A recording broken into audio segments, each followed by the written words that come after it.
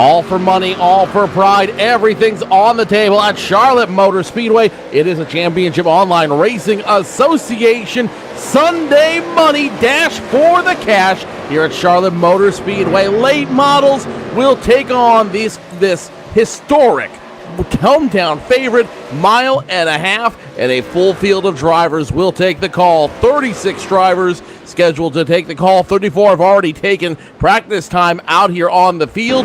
It's going to make one very, very entertaining night of racing here with Cora. Good evening, race fans. You're watching Championship Online Racing Association Sunday Money coverage here live on ETV Live. Joe Cortez joined by Evan Pasocco. Evan, it should be a very fun night of racing. These late models are going to treat this mile and a half as if it were double that size, almost super speedway style for these late models. And definitely had the opportunity to run some of the practice sessions that they had going on earlier on in the week. And as Evan gets his stuff plugged in here, he'll be with us in just a moment. It will be 125 laps here around the Charlotte Motor Speedway. Again, the late models, with the late models, it's almost going to be like taking this track like a super speedway. These guys are going to be running all fixed setup, all the same exact setup. It should make for some very fun, very entertaining racing. 3 chances to qualify for these drivers throughout the week. Only the top 12 in each session make it to the Sunday Money, every Sunday showdown, and with every opportunity they get, every time it makes it a little bit that much closer to walk away with a little bit of cash.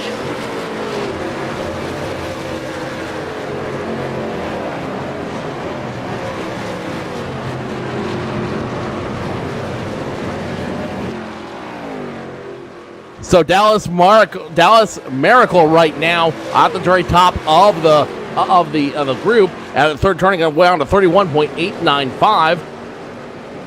Outside of that, it's going to be Dale Smalley, Gary Bauer, Michael Churchma, all in the local group as well, on the top of the group as well. Evan Pasocco now getting stuff plugged in. Evan, we got to get some new interns here, buddy, to get all this stuff plugged in before the show.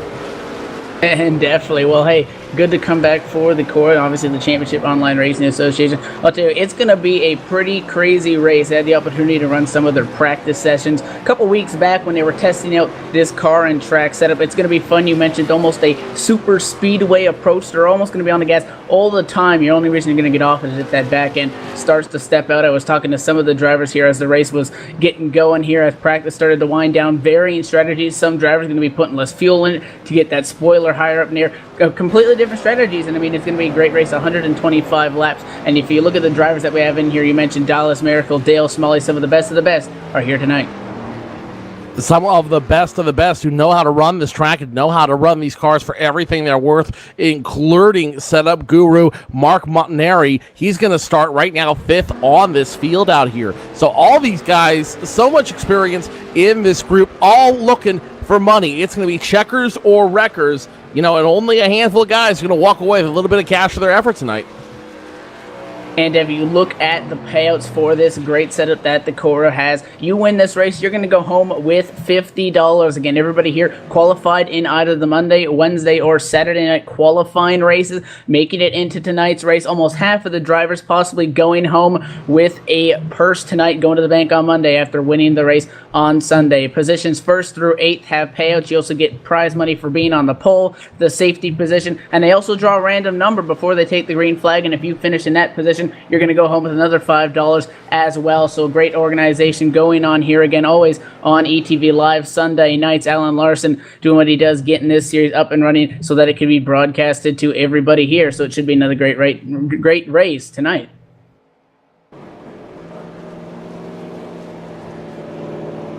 Dallas Miracle right now at the top of the field. As we mentioned earlier, these guys, just throwing some laps right now during the happy hour session. It's a Dallas Miracle, Dale Smalley on the front row. So Dallas already has some guaranteed cash in his pocket, and for a fact that each of them want to walk away with something. Top 8, the random spot, the safety spot, and the pole all walk away with a little bit of cash for their efforts, which makes this season so exciting. There is a points factor, and Laura will be showing you the points in just a moment. But the south side of the points, I think what makes this particularly exciting, what makes this league, if you will, so exciting week after week, is no matter what, you got to look long-term for points, but no matter what, ultimately at the end of the night, you're looking for money.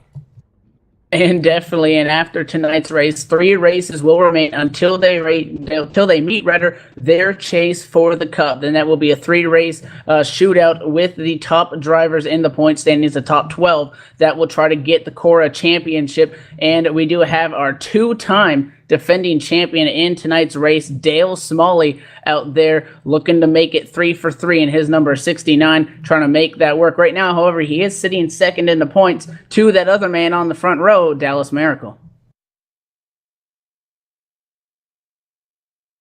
So now the times are starting to be complete right now. 33 drivers have all taken time during this qualifying session. Last one on the field right now is Colin Foreman in the 77 machine. One of the cool things about this league, Evan, that I don't think is talked about enough is every different week it's a different mod and a different track. This week you're seeing late models at Charlotte, so get ready for a super speedway style showdown between all these drivers in that late model. But 2 weeks from now, we're going to have the Indy cars at Watkins Glen. The administrator Alan Larson and I talking before the show, he said 2 weeks from now it's going to be a completely different style of racing as they're going to get all these guys, all the qualifiers in the Indy cars. The Indy cars will be at Watkins Glen. So in 2 weeks, you're going from a very NASCAR style setup to an open wheel, open road style setup, to completely different styles of driving that each of these drivers have to master. And then again, and if you look 1 week past that, you're racing Legends at South Boston for the Hurley Property Management 150. So just such diversity. And that's what really tests the drivers. I mean, some drivers, they can say that they dominate in a Gen 6 car. They can go in those leagues and they can dominate. But it takes a special kind of driver to come in here week in and week out and be able to constantly be competitive, be at the top of that leaderboard and win this championship when the tracks and the cars are always changing. With the cars always changing, with the styles always changing, it always makes for a new challenge every other week here with the Cora Sunday Money Series. And that's what makes this league so special and what makes it so much fun to watch week in, week out, over and over again. Evan, we only got 30 seconds. Very, very quickly, what are your thoughts going before we go to the race? It's going to be really close racing. You mentioned full throttle super speedway style. I don't know. There could be some big wrecks. Again, I was talking to some drivers. That's what they're worried about because none of these guys know each other. Sometimes it's not the same guys here week in and week out. So it's going to be able to find respect for yourself on the track and respecting other drivers. Lots of give and take. Let's go ahead and take it out trackside for the pre-race festivities. It's the Cactus Cuties with their rendition of this great nation's national anthem. Oh, say, can you see by the dawn's early light what so proudly we hailed at the twilight's last gleaming, whose broad stripes and bright stars through the perilous fight o'er the ramparts we watched were so gallantly streaming, and the rockets' red glare, the bombs bursting in air, gave proof through the night that our flag was still there. Oh, say does that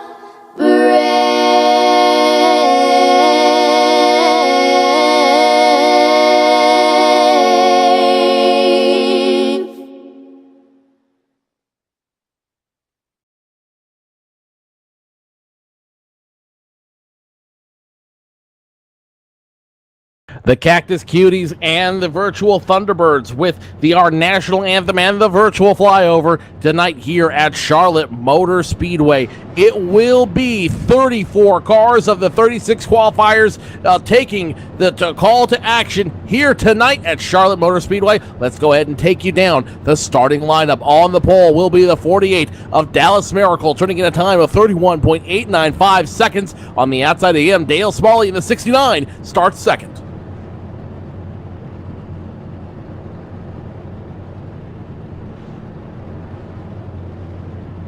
Row number 2 belongs to 07 of Gary Bauer. The 88 of Michael Churchma starts fourth. Row number 3 belongs to setup guru himself, Mark Montanari. He'll start from the 14th machine on the inside. Row number 3, Doug Carlisle in the 01 will start 6th. Row number 4 belongs to TJ Graves. Outside of him, the 18 of Jay Anderson starts 8th. Garrett Atwell will start 9th in the number 404 machine, and the 06 of Daniel Miller will start on the outside of row number 5, Evan. And definitely starting in that 11th position going to be the number 17 of Gordon Berkey, another tough competitor in this series. In that 12th position going to be the number 78 of Michael Johnson. In that 13th position, the 00 of James Brown starting 14th. The number 30 of Ross Cadeau starting in the 15th position. You're going to see the number 97 of Jake Griffin. And to his right-hand side is the 04 of Galen Gidman starting in the 16th spot. 17th is going to be the 31 of Martin Porter. 18th, the 35 of Nathan Sedlak. The number 1 of Everett D. Lane starting in the 19th position. And outside row number 10 is the 13 of Sean Bradley in 20th.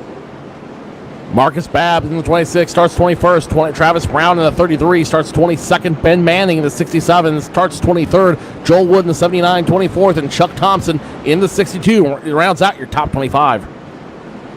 Starting 26th position is the number 7 of Carl Jones. Starting in the 27th position, the 9 of David Parks. Behind him on the outside, starting in the 28th starting position, it's the 80 of Jim Penegiola. 29th, the 61 of John Peninsula. 30th is the 90 of Mark McFadden.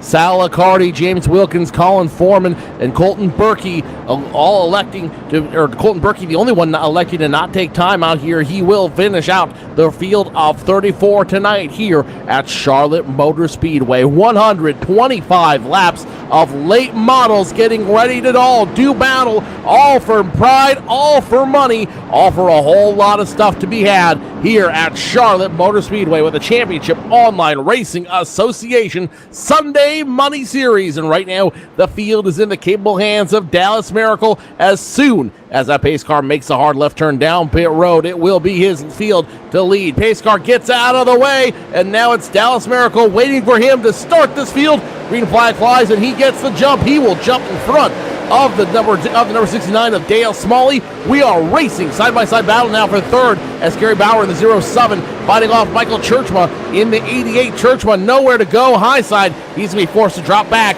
into line. Definitely the field trying to work its way through turns number 1 and 2, get into a position and try to get single file. But these cars are very racy, and we got a lot of antsy drivers going for that $50 that it is entitled for victory lane. 01 in the wall, Doug Carlisle, big wreck, just did not turn going into turn number 3. More cars involved as the 01 is stalled down there on the bottom lane. Computer issues for the number 1, I hear, going into 3, just did not turn, and that's going to bring out our first caution of the night and a strange one. Pace car now on the track, the 01 collecting, it looks like the 35 in that incident as well, and he's going to make contact with the number 19. The number 1 also getting a piece of that, the 13 getting a chunk of that as well, the 61 having some trouble. Lots of cars already out of contention early in the race tonight. That's going to hurt. You know, you definitely want to race hard and race competitively for that big payday at the end of the night, but you can't win the race on turn number 3 of lap number 1. It's 125 laps. You got to have a car and a mindset to go all the way out there tonight. And definitely with that car down there on the bottom, it looks like the number 35 of Nathan Zedlak could not really see that far in front of him. Had a car up there. He was on that car's bumper, went down to the apron when he saw smoke. And the next thing he knew, the 01 there was stopped on the racetrack. He was collected, went up, obviously the 7th, the 13, the 33 getting damaged. Lots of other guys involved in that off of turn number 4. And a tough break for all of these guys who paid their way in to get here to try to take home the money at the end of the night. And their night's going to end short. A lot of guys now doing a little begging and bargaining with each other, making sure that their cars are clean, that they're able to run out here. It's still a long way to go on this track. We've only scored one lap of 125, and a lot of guys starting to be concerned. All right, as a result of that big accident, where am I at? Am I going to be okay? And what's going to happen to me out there on this field? Am I going to be able to stay competitive? Remember, with the late models, Charlotte Motor Speedway acts more like a super speedway as opposed to a mile-and-a-half speedway out there for each of these cars. So with these runs that they're having, with the runs they're going to be doing, they're going to act like it's more of a super speedway challenge than it is a traditional mile and a half. You know, and I don't believe we've seen these late models take on, in real life anyways, a big mile-and-a-half track like Charlotte. So this is one of the advantages that sim racing can provide over the real world. You get to test out new and fun things that you wouldn't see imaginable. You know, Indy cars on the Sprint Cup road course, why not? Late models on a mile and a half? Well, sure, let's see what happens. Yeah, definitely. I mean, you look at the Charlotte Motor Speedway, your typical NASCAR racetrack, you got it's a 1.5 mile track asphalt, served with 4 turns, 24 degrees of banking. You don't normally see these kind of cars at a track like this, so it's interesting how they can piece this together. The lights are off on that Ford First Racing Mustang pace car, so we're going to be looking for the green flag this next time back. It still will be the 48 of Miracle and the 69 of Smalley making up that front row, and let's see if this wreck changes the mindset of any of the drivers trying to take it easy a long way till we get to that checkered flag 125 laps down the road. Obviously that incident was coming from a electrical problem and not from a driver error, but it probably does not ease the nerves, so to speak, of any of these guys who are riding around there mid-pack. The nerves will not be eased, I can guarantee you that, and more importantly, the activities, the ideas, and how they're going to run. Maybe a little bit got a welcome, or not a welcome, but a wake-up call per se. But I don't think we're going to see a whole lot different. I think we're going to see a lot of competitors still working hard to keep in front, keep the car going the right direction, and keep themselves in contention for the payday here in the Cora Sunday Money Series. It will be Dallas Miracle and Dale Smalley on the front row, Gary Bauer, Michael Churchma in the second row, Mark Montanari, TJ Graves, your third row, Daniel Miller, Jay Anderson, your fourth row, and Mike Johnson and Ross Cato rounding out your top 10 as well out here. A lot of cars going behind the wall. Chuck Thompson is calling it a night. Everyone else can at least try it one more time as the pace car makes his way down pit road. Dallas Miracle once again restarts this field. We are green flag racing on lap number 5. 4 in the books. And Miracle once again continues his lead out there. Smalley right behind him. Now the battle is for that 5th position between the 88 of Churchma and the 14 of Montanari. Montanari just gets a better jump, and he's going to fall in line. Churchma might lose 2 positions.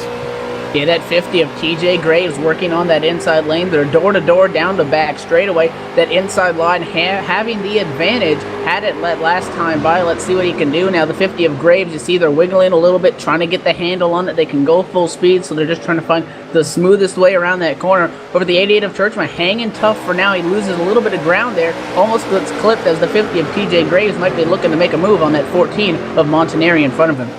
Montanari holds tough in that 4th position. TJ Graves behind him. And now here comes Daniel Miller in the 06 machine. Churchman nowhere to go. He's hanging it out high, and that's going to hurt him big time. Jay Anderson in the 18 now looking to follow that line all the way through the front. So Churchman, who started 4th. Oh, trouble in front of him. Trouble in front of Churchman. That is going to be, I believe, the 14 of Montanari. No, check that. It's the 06 of Daniel Miller. He just couldn't hold it through turns 3 and 4, gets into the wall, and now he's going to start falling like a rock in a pond through this field. Daniel Miller in the 06 machine. Big trouble for him. Definitely just could not hang on to it, put up the racetrack after he tried to overcorrect it, and now there is a wreck on the racetrack. Caution flag will fly. Incident in turn number 1 with the 88. Probably somehow resulting from that incident after everybody scrambled to get out of the way. The 13 car is involved in it. That is Sean Bradley. He's also in the front wall after getting clipped by a white car. The 61 involved as well. So several incidents there after everybody tried to scramble out of the way. And when they got to turn number one, everyone just could not hold it.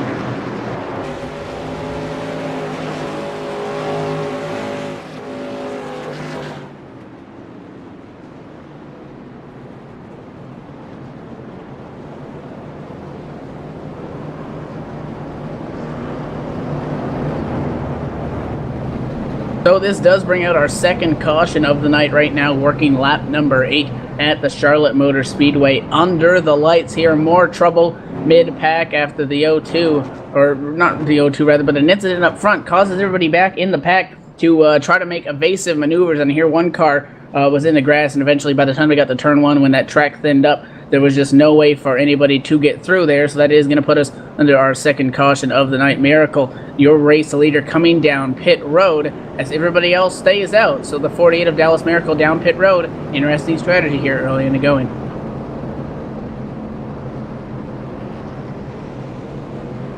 Taking a look and seeing what Miracle is going to do. Again, an unprecedented pit stop compared to everybody else.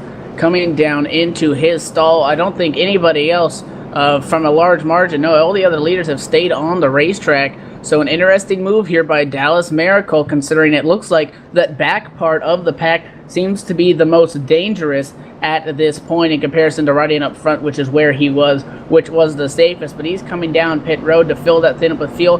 He's going to go back out at the end of the lead lap. So under caution here at lap 9 at the Charlotte Motor Speedway, it is the Cora Championship Online Racing Association live coverage on ETV Live. We're going to go to a quick commercial break. Don't go anywhere. We will be right back when we look for some more green flag racing.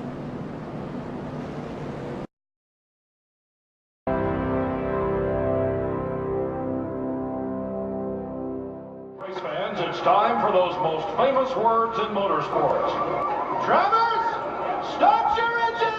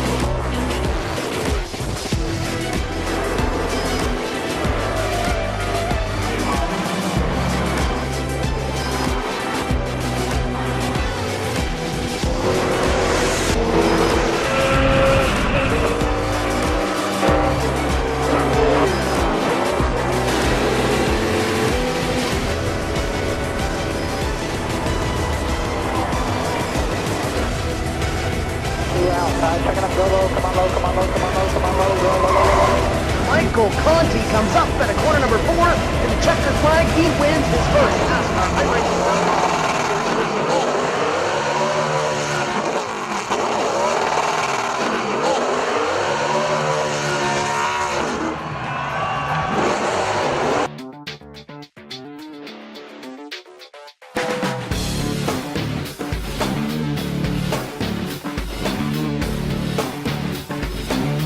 Inside SimRacing.tv, the fastest show on the internet. Sim racing news and reviews since 2007, with new shows every week.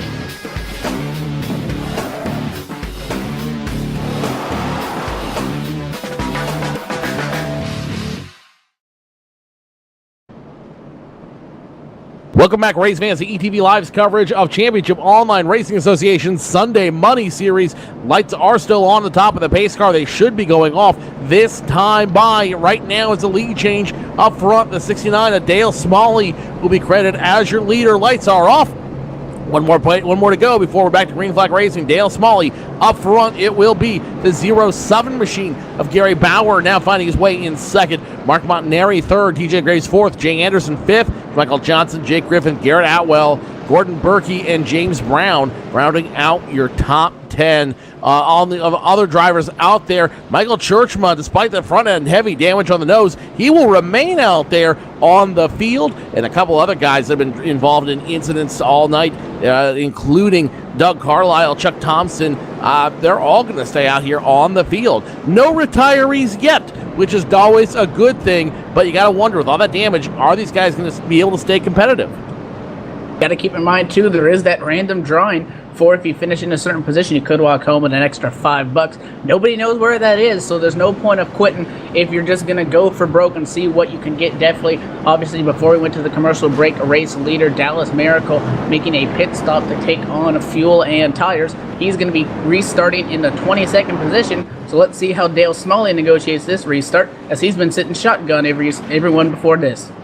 So it will be his field to go down to lead once we go back to green flag racing in just a moment. Pace car getting ready to make the hard left turn down pit road. Pace car is off.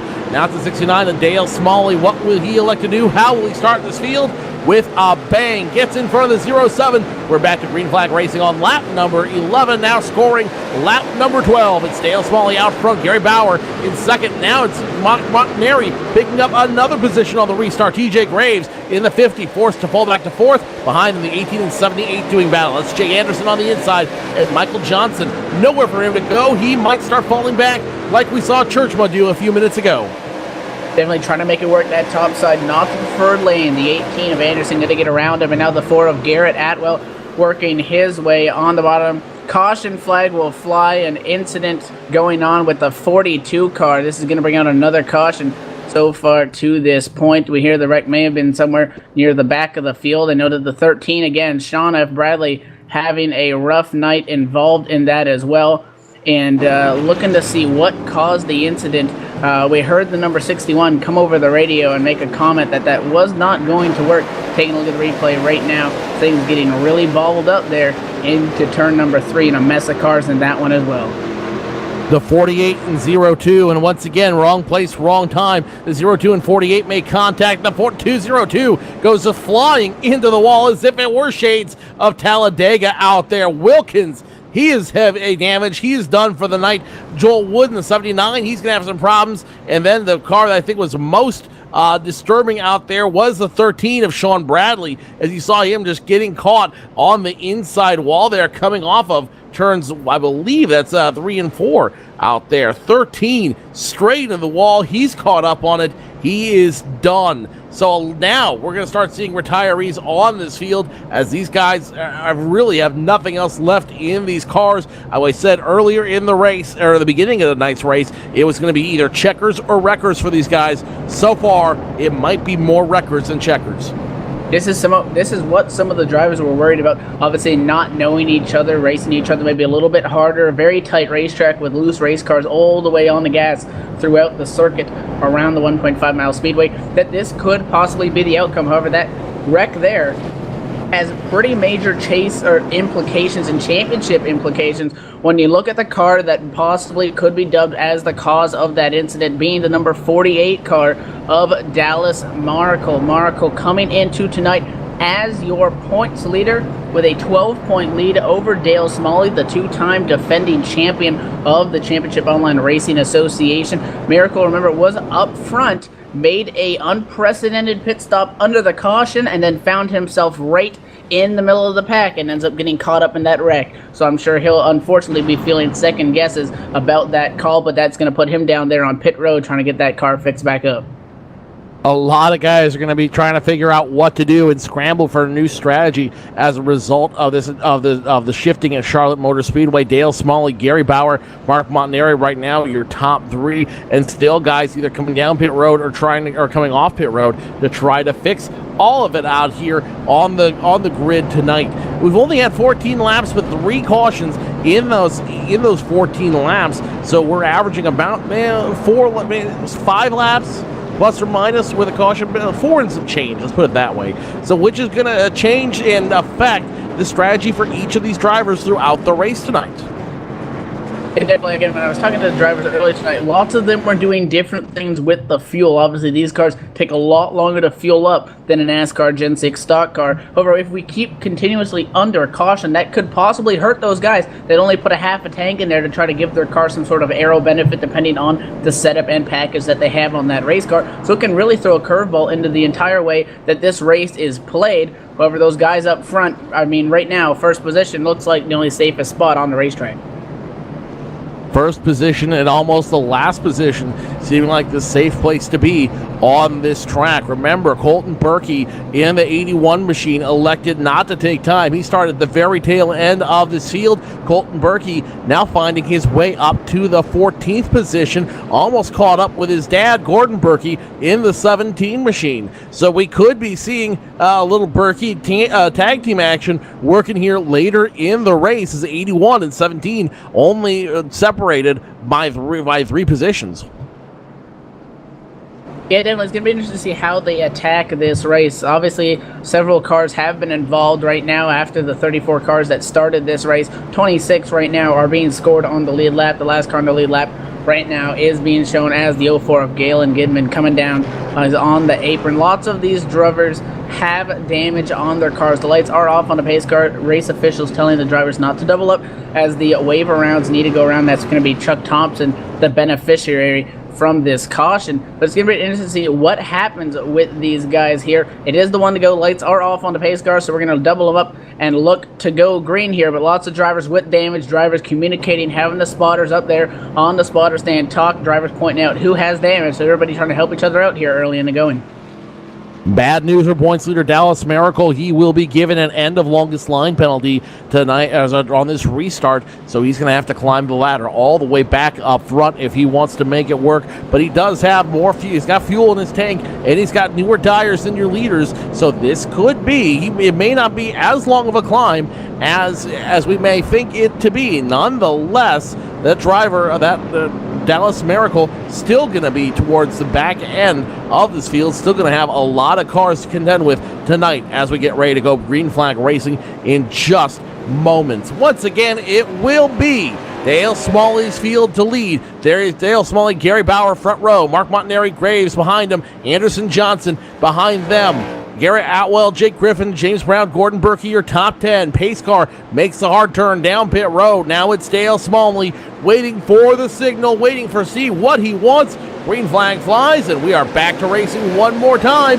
He's got the green flag, and no one's around him. The 07 now trying to make a big move, trying to get the move on the 14. 18 now, though, in trouble. 18 makes contact. 18 in the wall.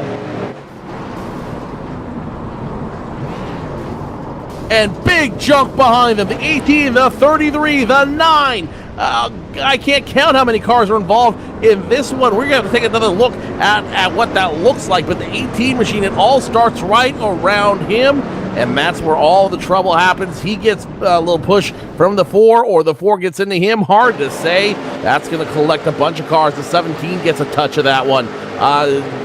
The several cars involved. The 08 gets a touch of that one. The 33, the 7 once again involved. The 9 makes contact with the 18 as a result. The 02, you saw him in the grass just a moment ago. You know, and I said tonight at the beginning of this race, you're going to see shades of Talladega. When I said we're going to see shades of Talladega, I figured it'd be more along the lines of super speedway racing and not the big one.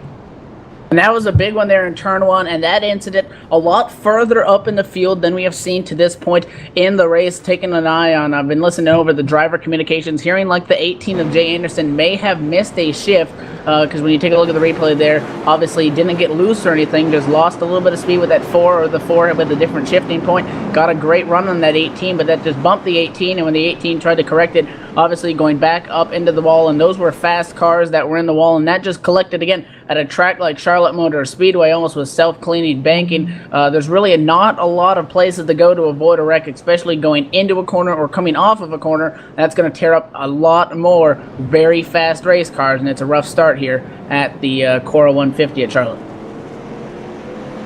It's going to make for a rough start, and again, a very rough start.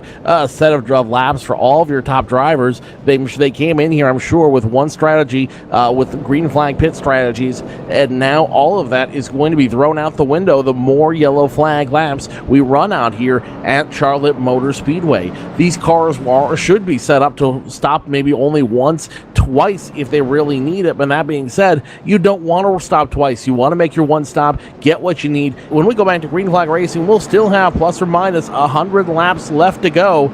All these drivers cognizant of time out here, and time might be the biggest thing working against them. Yeah, definitely. Right now, you take a look, 125 laps on the board, working lap number 19 with several cautions so far to this point. Dale Smalley, again, still your leader after qualifying in second. Again, that just furthermore proves that the safest point on this racetrack is that lead position right now. But rough guys, but there's still a lot of fast cars left, and they don't care if some sheet metal's bent up. They're going to race those things hard to the finish. Now joining us in the booth, walking over from the officials booth, is Alan Larson, one of your administrators here at Cora. And Alan, this is not what the drivers want to see tonight, all these caution laps, and I'm sure it's what you guys in the booth didn't want to see as well. Absolutely not. Absolutely not. This is not what we wanted, but we'll get it straightened out here, and we'll get things under control, and hopefully things will get better. Alan, I mean, we talked about this track, and we talked about these late models acting more like more like a super speedway cars out here on this 1.5-mile track, and how in these late models this track feels like it's almost double in distance. As a driver, how does that affect the strategy that you would normally take with a late model, and how do you have to adjust your driving around that? You got to be really patient. I think patience here is the key, and a lot more than even on other tracks. The patience here, especially with the late model, these cars aren't used to being on a super speedway like this, and they get out of shape so easy. It all comes down to patience and paying attention to what you're doing. That last incident there, I heard through the grapevine, was somebody missed a shift. You gotta be paying attention, and you gotta keep stay on top of the game.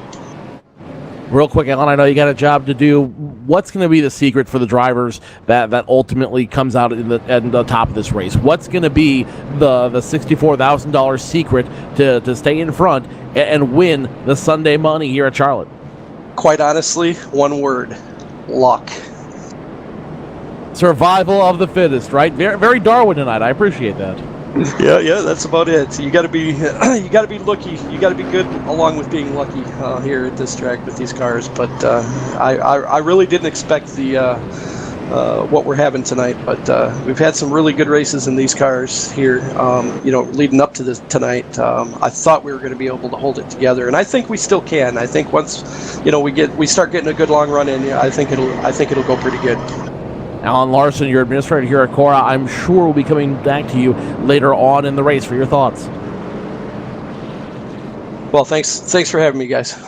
Always a pleasure. Come on over anytime you have a moment. That's Alan Larson, your administrator here at Cora, one of the staff members that makes it work for the Championship Online Racing Association. Lights are off on the pace car. Dale Smalley, Gary Bauer once again on the front row. It's TJ Graves, Michael Johnson behind them.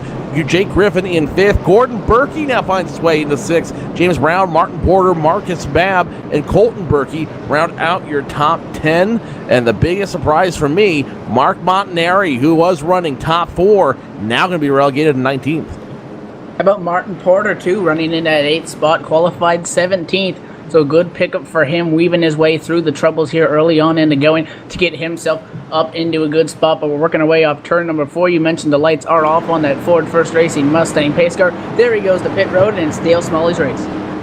Dale Smalley looking for the green flag. He sees it. Green flag flies. Dale Smalley, the 69, now immediately under fire from the 07 of Gary Bauer. The 50 having trouble out there. That's TJ Graves. It looks like he just either missed a shift or he lost a gear out there. The 50, though, in trouble. Meanwhile, back up front, the 69 07 battling for the lead. 69 has the advantage. He will hold on to the lead on lap 22.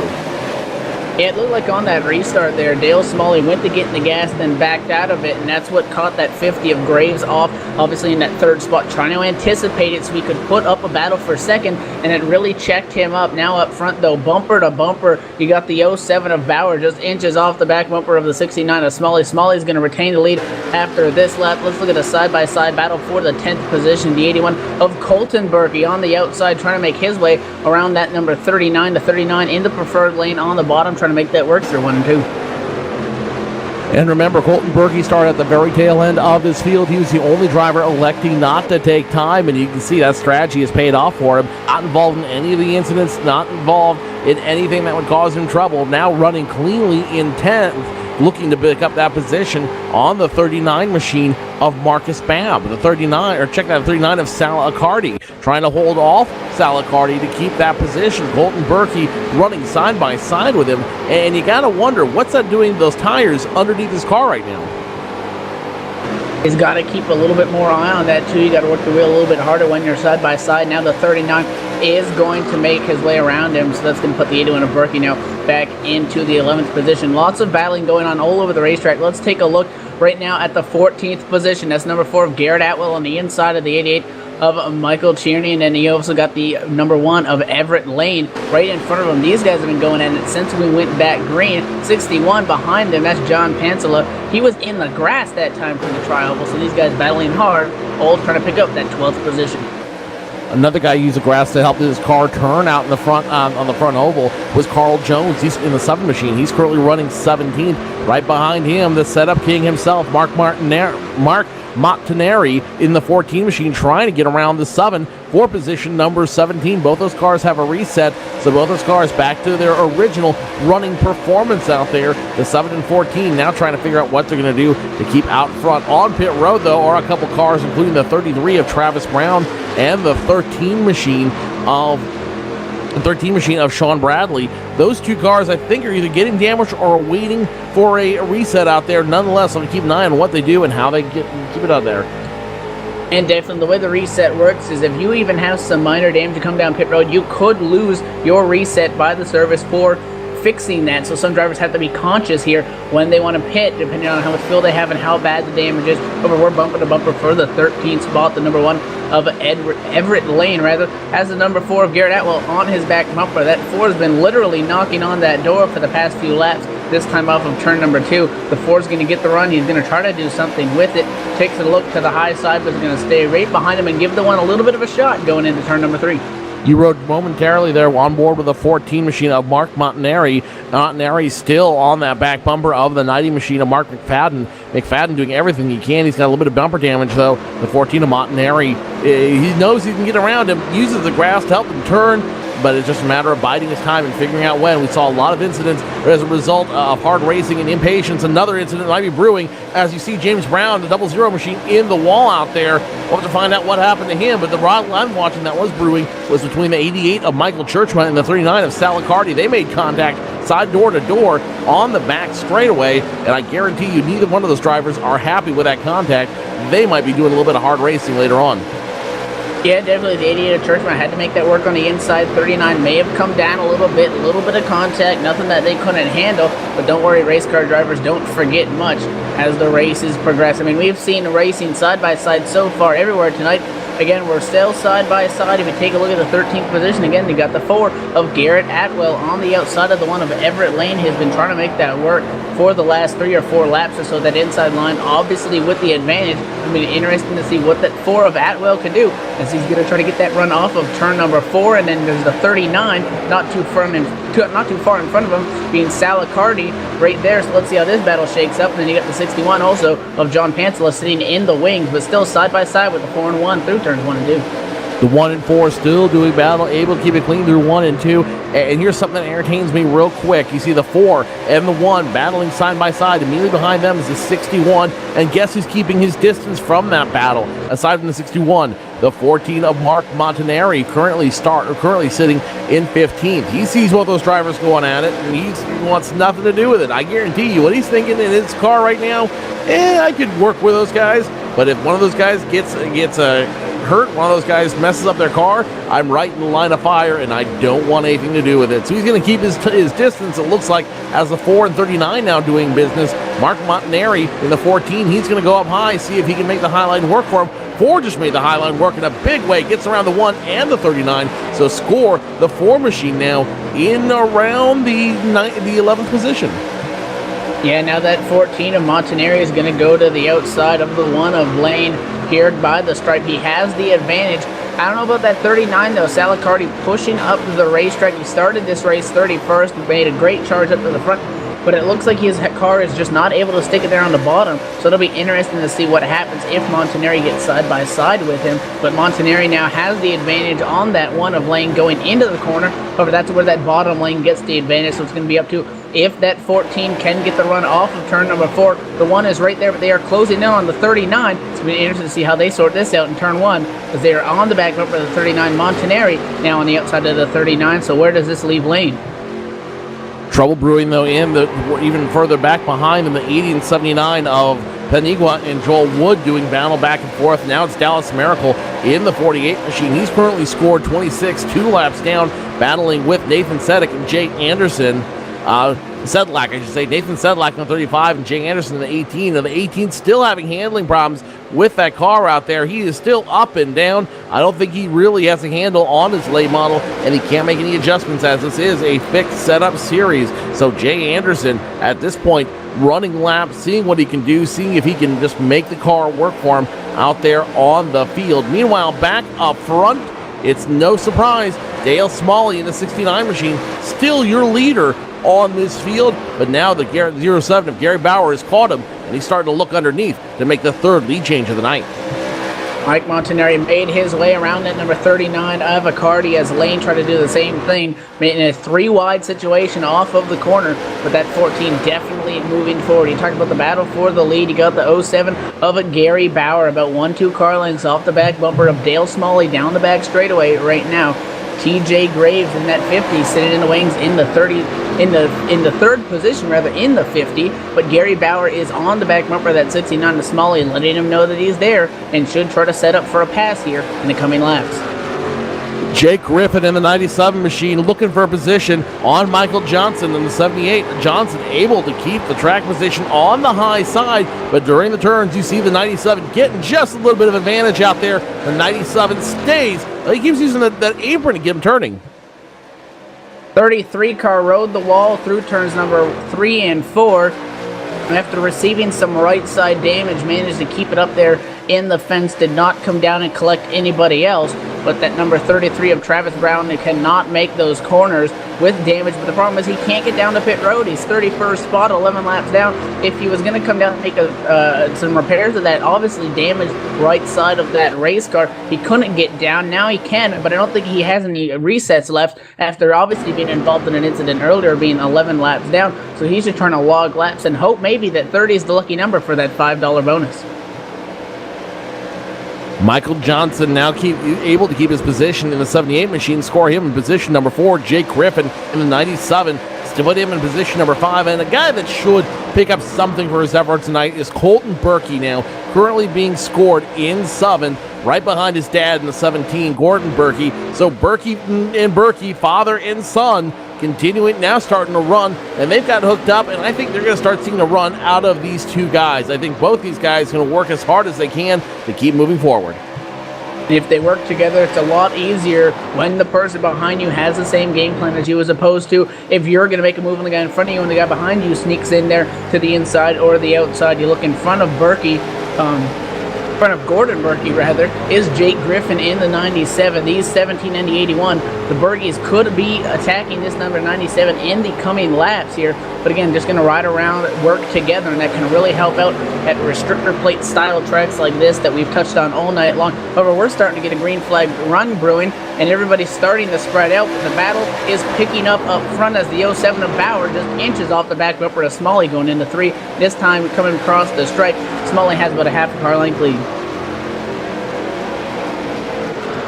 Let's ride on the back bumper of the 69 machine. That's Dale Smalley. You're going to see just how close that 07 is. Less than a half a car length between the 07 and the 69. And you see that battle right now, the 07. He knows he's got a fast car. He knows he can work with the 69, but he wants to get underneath and around the 69 or force the 69 to make a mistake so he can make the pass with relative ease. Dale Smalley so far has been flawless on this field. He has just been, as he completes lap 40, he has been flawless. He's been able to execute with near perfection out there. There has not been a more precise driver or a driver with more precision than Dale Smalley. Gary Bauer, though, the 007 machine, wait for him. He's got an eye on what he wants to do. He's going to bide his time and try to make this work for him.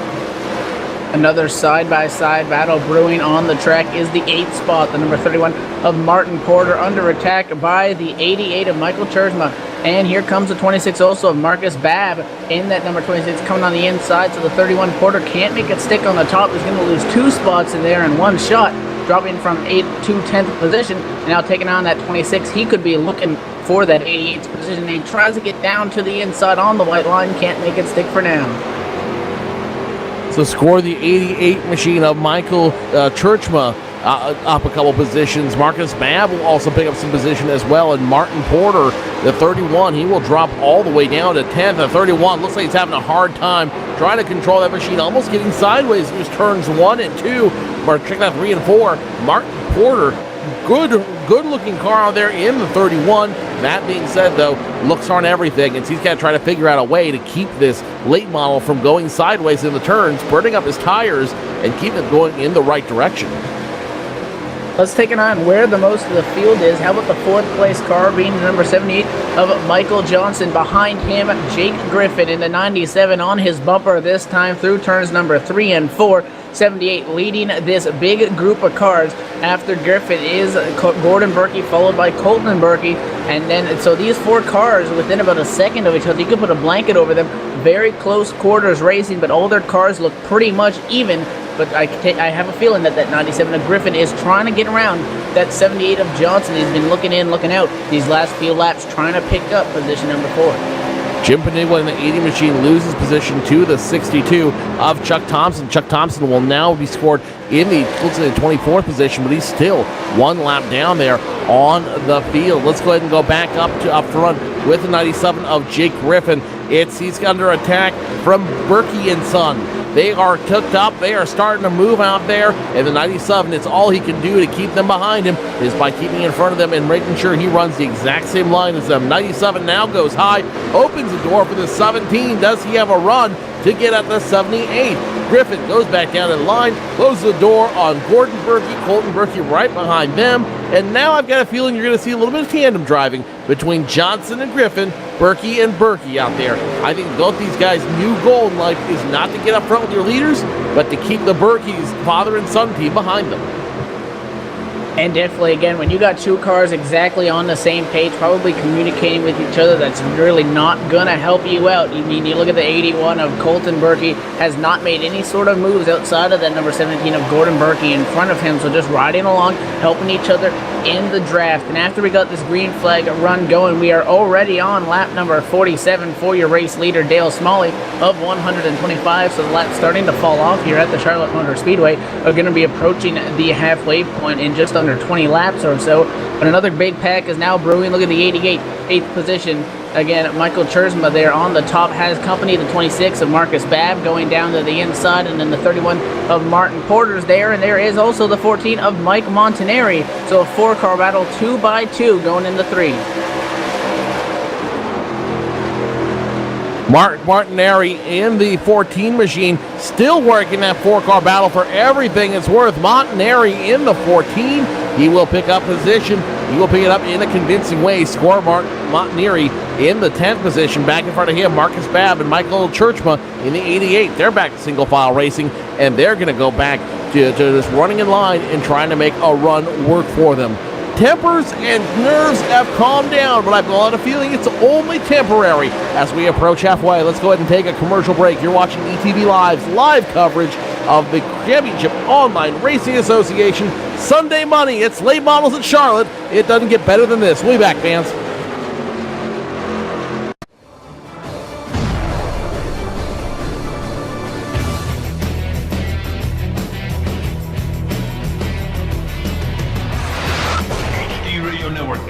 5,000 plus other listeners where you could hear everything from big 80s metal to classic rock and roll, country radio, ETV, live sports radio, even adult and unplugged rock and roll. HDRadioNetwork.com, one of the fastest growing internet radio networks, HDRadioNetwork.com. Take it with you, cowboy. Get the mobile app for Android, iPhone, iPad, and all the rest from TuneIn.com.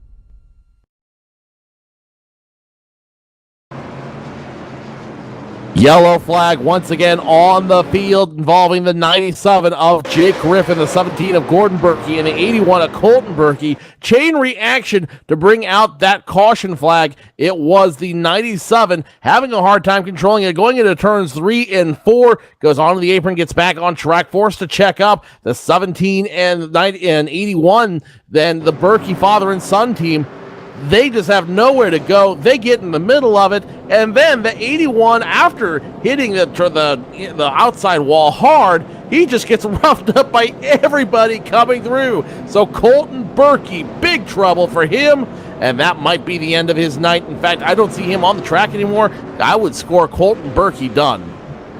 Yeah, definitely. When that number 17 of Gordon Berkey on the inside, trying to avoid the speedy 97, got loose, came up, clipped that 81. The 81 hit nose first, which causes engine damage, not what the drivers want, and obviously the toughest kind of damage to fix under any circumstances, and that was the battle that we were taking an eye on, and that's when the tires start to go away. You saw it just miss entry into turn number 3 at the checkup. And those guys, the Berkey family, right behind them, just had nowhere to go, and that's going to put us under about our 5th or 4th caution so far of the night. Other than that, all our leaders coming down pit row, filling up with fuel, possibly getting some new tires on it, and let's see who leaves pit road first, as these things take a lot longer to fuel up than your NASCAR Sprint Cup car. So right now, Dale Smalley in the lead. Mike Montanari, however, in that second pit stall. He could try to make something work here on the pit road.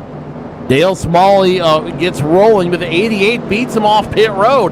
That is going to be Michael Churchma. He finds a way to get around Dale Smalley. Dale Smalley comes off second. Gary Bauer in the 07 third. The 1 of Everett Lane. He's going to make a big jump. He was 9th when we came in. He's going to pick up a lot of position as a result of a strong pit stop. Joel Wood in the 79, another competitor that's going to come. It's going to come back out on track with a really excellent position. Also coming off pit road, Michael Johnson. He's going to lose a lot of position coming in a third. Salicardi, he is in 14th. He's going to probably come off around that 14th position. And then there's Martin Porter in the 31. He's also going to lose a lot of position out there. Second round of pit stops involving the 30 of Greaves. The 50 of TJ Greaves. The 67 of Ben Manning coming off pit road. Doug Carlisle in the 01. He spent a lot of time down pit road already. So he's coming back down to the attention of his crew for more service. Nope, check that. He's going to go ahead and pull it behind the wall. He is done for the night. Ross Cato in the 30 machine on pit road. The 33 of Travis Brown. He's now just turning laps to see if he can get the lottery draw position and win some money for that. Joel Wood, who had a great pit stop, is coming back to the attention of his crew. I'm not sure why he's coming back down, but here he is. Chuck Thompson is going to pull it behind the wall. He is done for the night. So a lot of guys now starting to retire almost at the halfway point. It looks maybe too much damage for them to handle. Yeah, it's definitely been a tough night, especially for some of these guys, not even causing an incident, but being caught up in every one. I mean, earlier on we saw the 13 of Sean Bradley still on the racetrack. I think he's been caught up as an innocent victim in at least 3 wrecks earlier on tonight. So sometimes, obviously, if you use up your quick repairs down there on pit road, it's going to be a long night. Again, there is that random draw, but some of these drivers are figuring it's not worth running around here for another 50 some odd laps with severe damage on that race car. So varying strategies right now, but again, Michael Churchma, your new leader after beating Dale Smalley off off of pit road. So it's going to be a different driver leading us to our ensuing restart as we get the one to go this time by the flag.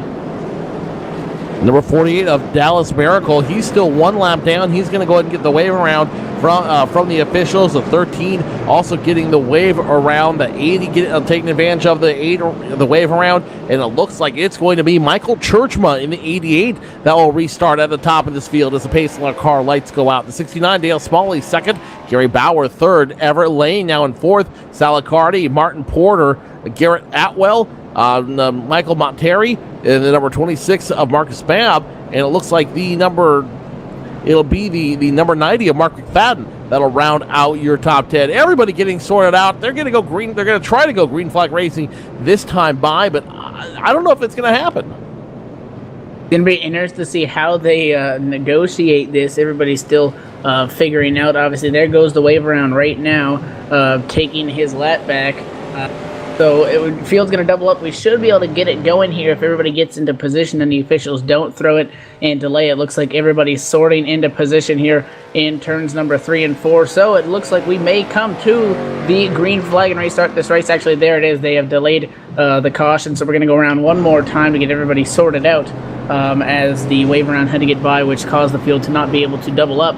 However, Alan Larson joining us back up here in the booth again. Hey, guys. Alan Larson once again with us. He's your administrator.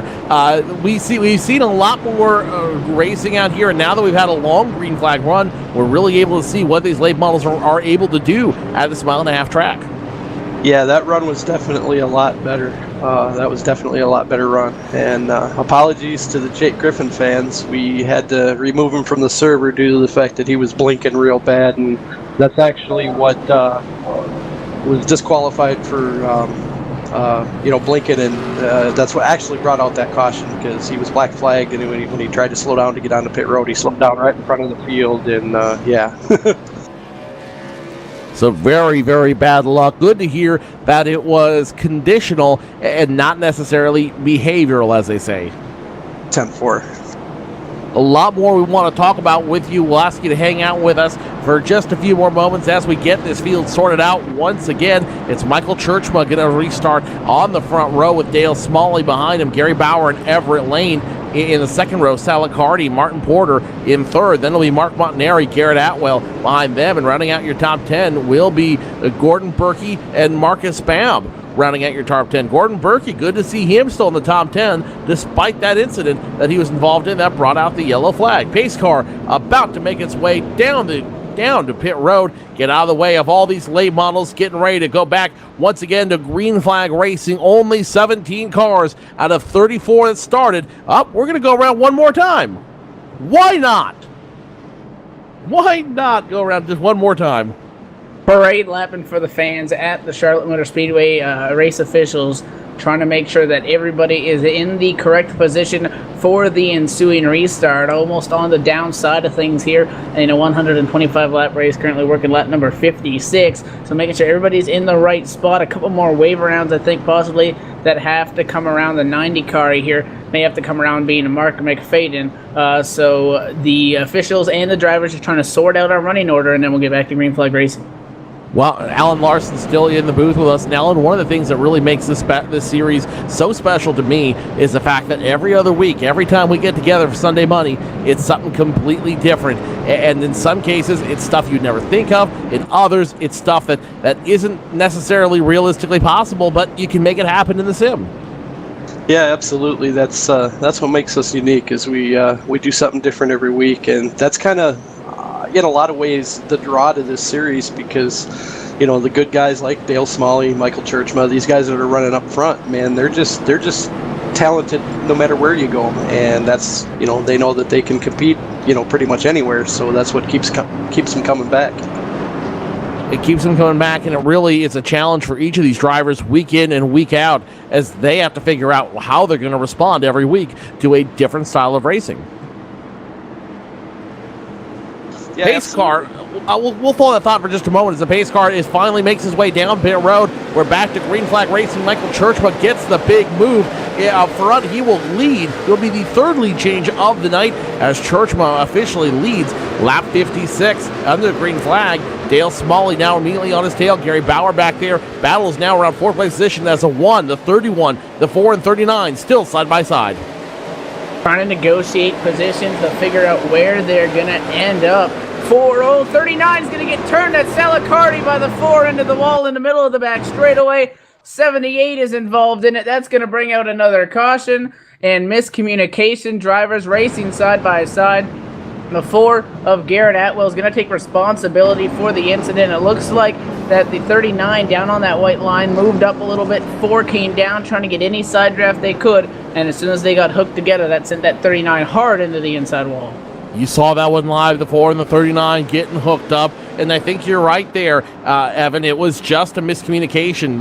Both those drivers thinking they were clear, both those drivers thinking they had a little bit more real estate than they did, and both those cars are definitely going to have a hard lick, and that might be the end of both their nights. I believe Salacardi has one restart left, but I don't believe the 4 does.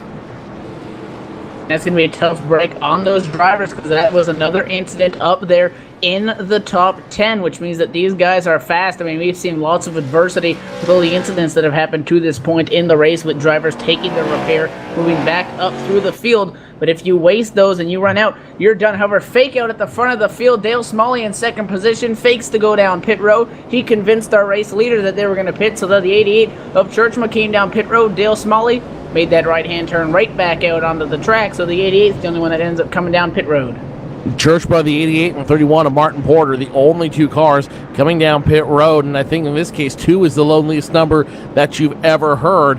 Now a bunch of guys that were in the back, like James Wilkins in the 0-2 machine, he's going to go ahead and take the advantage to go down pit road. 35 of Nathan Sedlak, he's going to come down pit road. The 31 of Martin Porter on pit road. Galen Gidman in the 0-4, he's coming off as well. Garrett Atwell with a very damaged number 4 machine.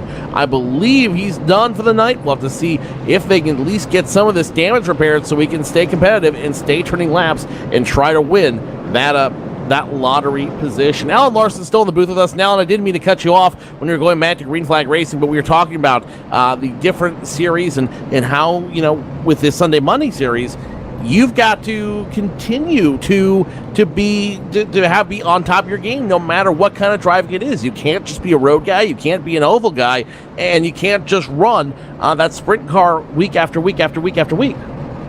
Yeah, absolutely. There's definitely a diversity of talent needed for sure.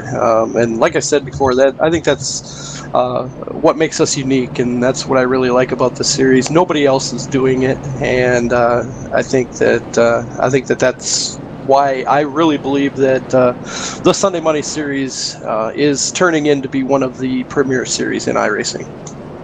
Now we've talked about the different mods earlier, the different combinations that we're gonna see in the next couple weeks. Tonight it's late models at Charlotte, which has turned out to be a very contentious race, testing each of these drivers' patience out here on this field. In 2 weeks, we're taking the IndyCar to Watkins Glen to run the Cup course out there, which I think will also be an equally interesting challenge for each of these drivers.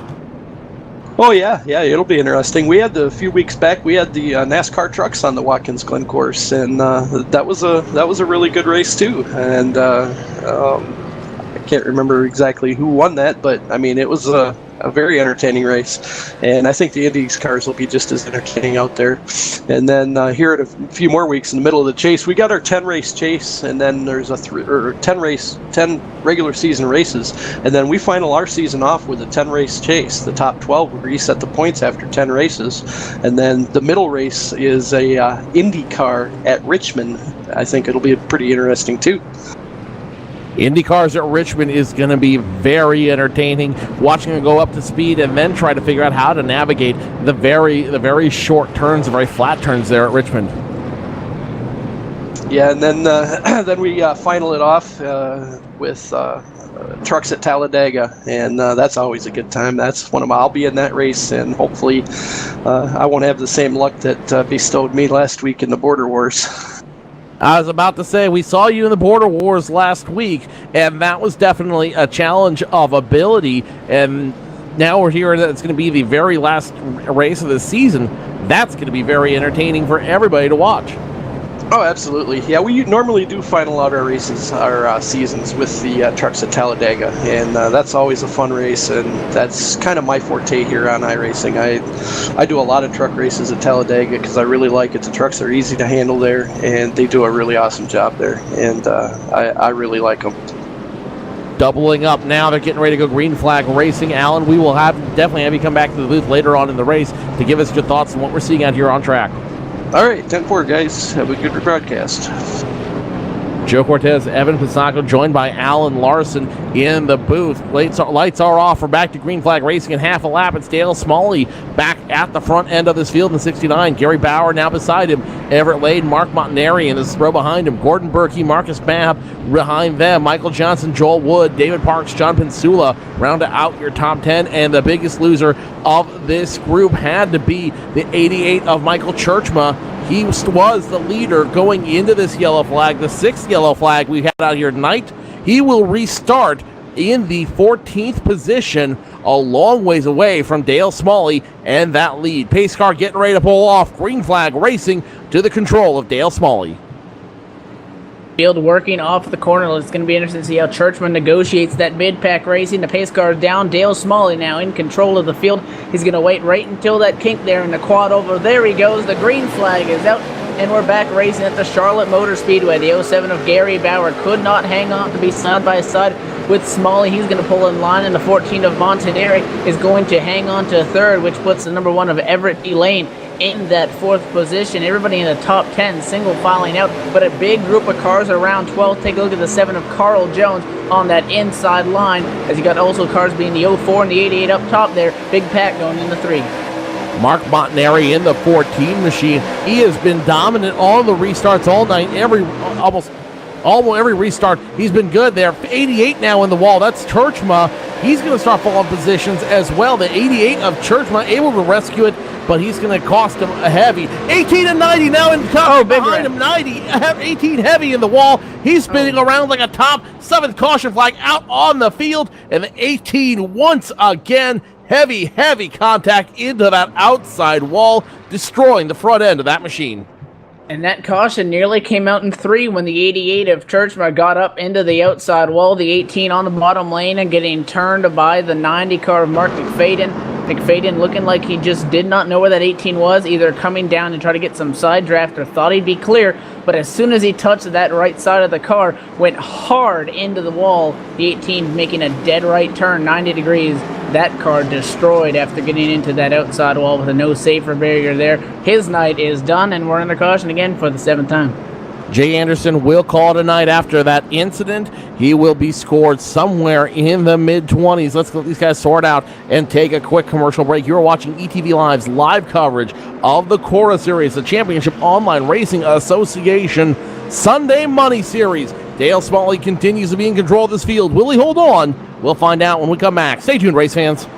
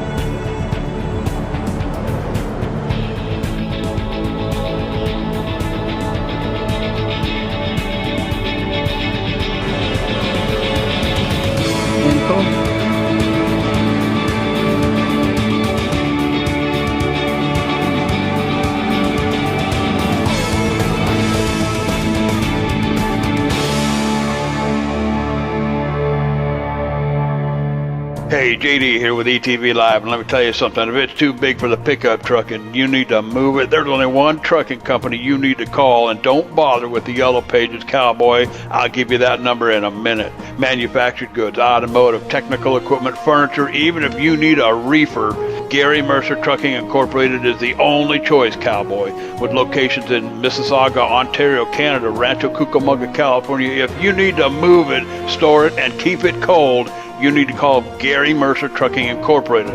Long haul, short haul, or just across town, Gary Mercer has the best trained and qualified drivers to get your load from point A to point B with professionalism and on time. So remember, Hoss, if it don't fit in a pickup truck, you're going to need a real truck, Cowboy. Sponsors of ETV Live's Friday Night Showdown, Gary Mercer Trucking Incorporated, 1-800-668-2980.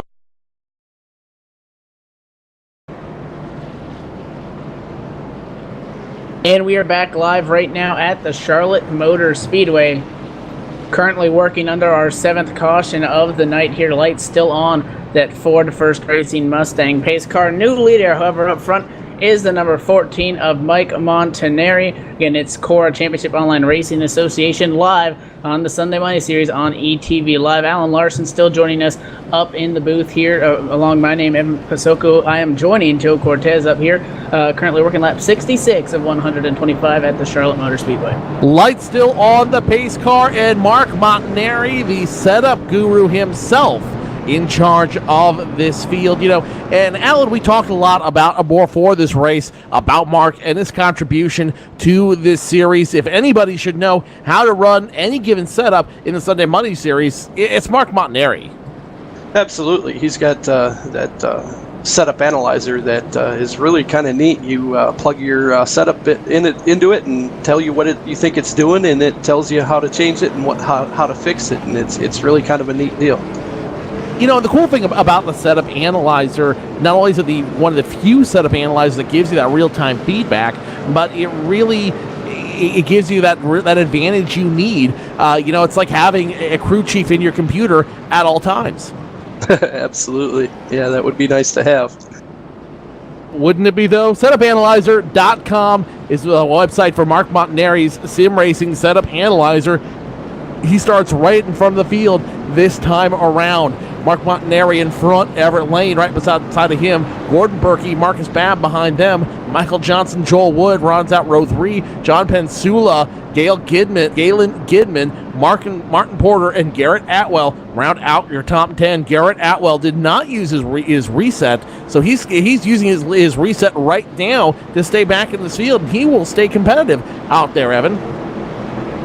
Yeah, definitely, again, strategy being played because you don't want to come down there when you have some minor damage and waste that reset, as the iRacing service will fix that. But then if you have any issues further on in the going, it's not going to be there. So that's why you see some drivers earlier in the race were running around with a little bit of a damage before they finally decided to come down pit road, get that fresh car. Another driver, a good example of that, sitting in third. It's Gordon Berkey after being involved in an incident. The field over in the hands of Montanari as the pace car is down pit road.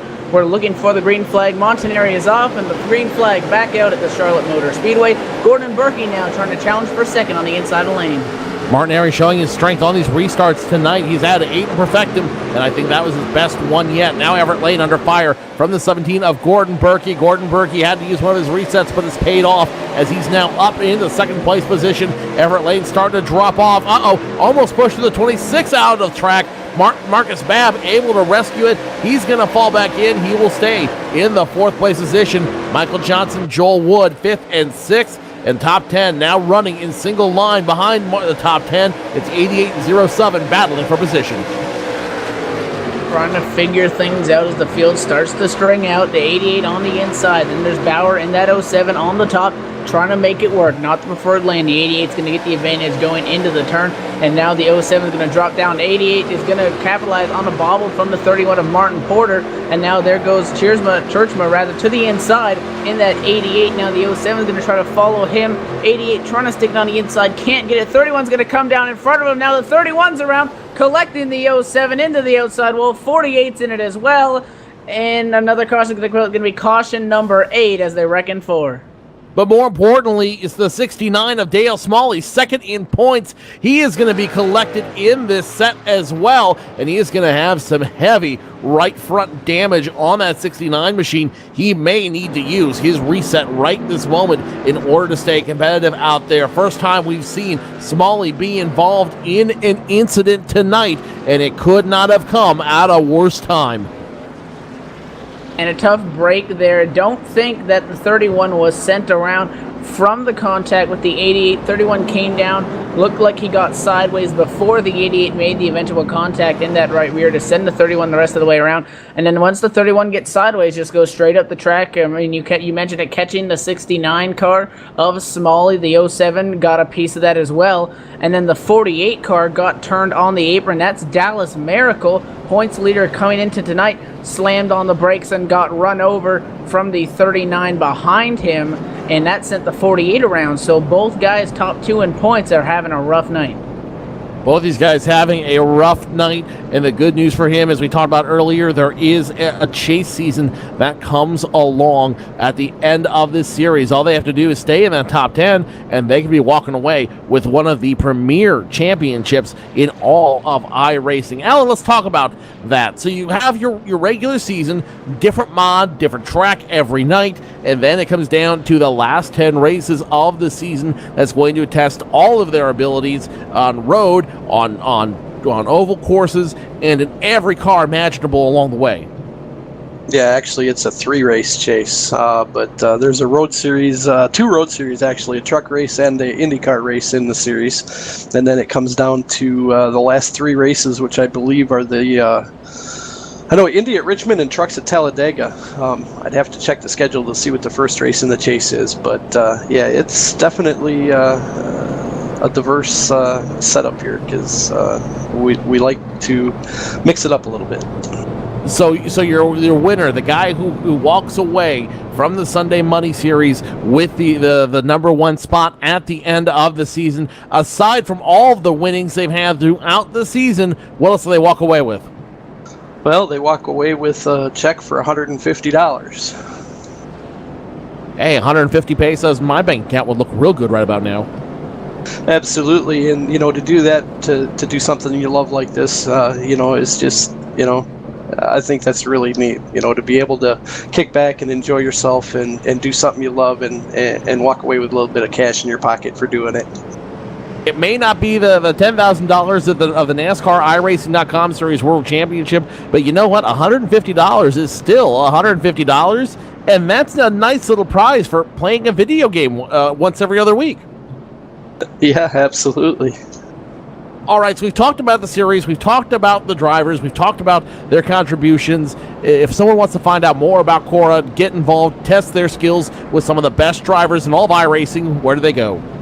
Well, they can go to www.cora-racing.com and check out our website, or they can contact me on TeamSpeak at ETV Live or ETV2.kicks-ass.net. :9977 is our TeamSpeak server, and come chat with me on TeamSpeak or send me a message over the iRacing server, and I'll surely get back to you. Cora-racing.com, the website for everything involving the Championship Online Racing Association. Tell them, Joe, you know what, actually don't, because if you tell them I sent you, they may not let you on track. Let's just be honest about it. Yeah, okay, Joe. Pace car about to turn the lights off. As you see a couple guys get the wave around there. Ben Manning gets the wave around that time by. He will be the next car back on the lead lap. 16 cars on the lead lap of a field of 34, so less than half of the field still running on the lead lap. And Evan Mark Montanari, he's had a quiet race. He's bided his time out here, had to use his reset once, but now that he's done it, he is in command of this field, which is exactly what he wanted to see. And we've seen him running around all the way back into 20th position, just picking up spots all night long, and eventually here he is up there in that top position, as we have 16 cars rather, on the lead lap at this point. So I don't know, that 14 cars had been fast all night. He's looking to now capitalize now that he is in the position to attack and try to get the victory lane after a long fought night that's in the works here at Charlotte. Touching on the chase races for the Championship Online Racing Association will be at Charlotte, Richmond, and then Talladega. So that's something to look forward to as the scene starts to wind down. It's going to be a very, very entertaining chase for the championship when we have it in just a few weeks' time. Right now, it's all about Mark Montanari and Gordon Berkey. Gordon Berkey now finds his way onto the front row for the first time in the evening. Everett Lane, Marcus Babb behind them, Michael Johnson, Jordan Wood behind them, Galen Gidman, Garrett Atwell, John Pansula, and Michael Churchma refusing to give up. He will round out your top 10 on this field. Pace car going to get the heck out of the way. All eyes on Montanari. He's been strong on 8 of 8 restarts. Can he make it 9 for 9? Green flag flies. Yes, he does. Big jump for the 14. And now they're fighting for scraps around the second place position.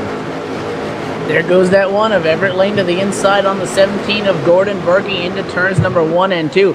The one trying to find the grip's going to hang on and make that pass. How about the 26 of Marcus Babb on that white line, trying to make it work now on the inside of Berkey. Berkey's going to get the run off turn number 2, however, dropping into the 3rd position, but move that number 1 of Everett Lane in the 2nd. And something we forgot to mention, the 48 machine, your points leader, Dallas Miracle, he is still on pit road in the very first pit stall. 48 having some serious issues. He's not off the track yet. He's not done for the night per se, but he is 5 laps down, still on pit road, and that is a hard place to be when you are running for a championship. Not where you want to be at all when you got points on the line, especially going to a very, very short chase season. Single file all the way through the field, all the way back up to around the 10th, 11th place position. Check that now. It's going to be the 7th place positions. Michael Churchma thinks getting around the 0-4 of Galen Gidman. Can't make the move clean on the outside. He's going to go ahead and just pull it behind the 0-4 and let it be, as they say, and give the 0-4 the push he needs to start making some moves. Well, he's letting him know he's there for sure as he rode the back bumper of the 04 all the way down the front stretch on that bumper off of turn number 2, the 88, again of Michael Churchman, definitely with a fast car. Down the back straightaway, the 04 is going to move down to the bottom line to protect that oh-so-precious inside line. Seeing how they're going to negotiate this, the 88 taking a look to the outside is going to stay in line for now, but an aggressive 88 of Churchman, you mentioned not giving up. He is just trying to get back up there to the front of the field. We know he has a fast race car. It's just a matter of getting back up there, and he's going to continue to try to work on that 04 of Gidman in the coming laps. 0-2 of James Wilkins trying to run in traffic, not able to do so. Let some faster cars by. He will go back to the 19th position. Martin Porter in that group. Almost 3 wide now around the 39, the 7, and the 30. Ross Cato on the very bottom of that group. Salicardi in the 39, about to make it 3 wide. Yes, we are. We're going to go 3 wide to turns 3 and 4. The big loser in that one, Carl Jones in the 7. He loses at least 4 positions as a result. Something had to give. They were no way they were going 3 wide. And Carl Jones, knowing that discretion is a better part of valor, he's going to go ahead and let them all get by, and he will come back later on in the race, I'm sure, to try to claim a little revenge for that big move. Yeah, he saw that those guys behind him had the run, maybe cut it a little bit close with that 39 in the middle, but the 7 of Jones being 5 laps down just gave way to those lead lap cars to let them go on by and battle it out. A 4-car pack forming up top. It's Michael Johnson in the 4th position in the 78.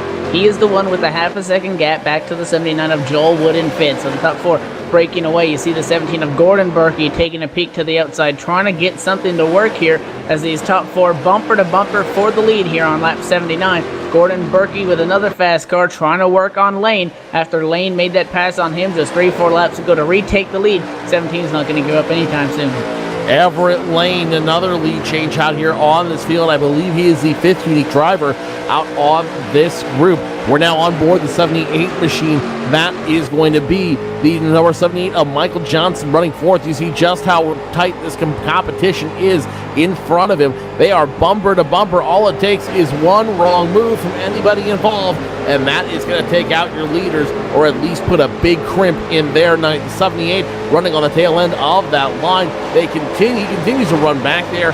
I think he's trying to be patient right now. He knows there's still over 40 laps left to go out on this race, and there's still plenty of racing left to do. Now almost 3 wide once again around that 4 car of Atwell. TJ Graves is Michael Churchma about to make it go 3 wide in the 88 machine.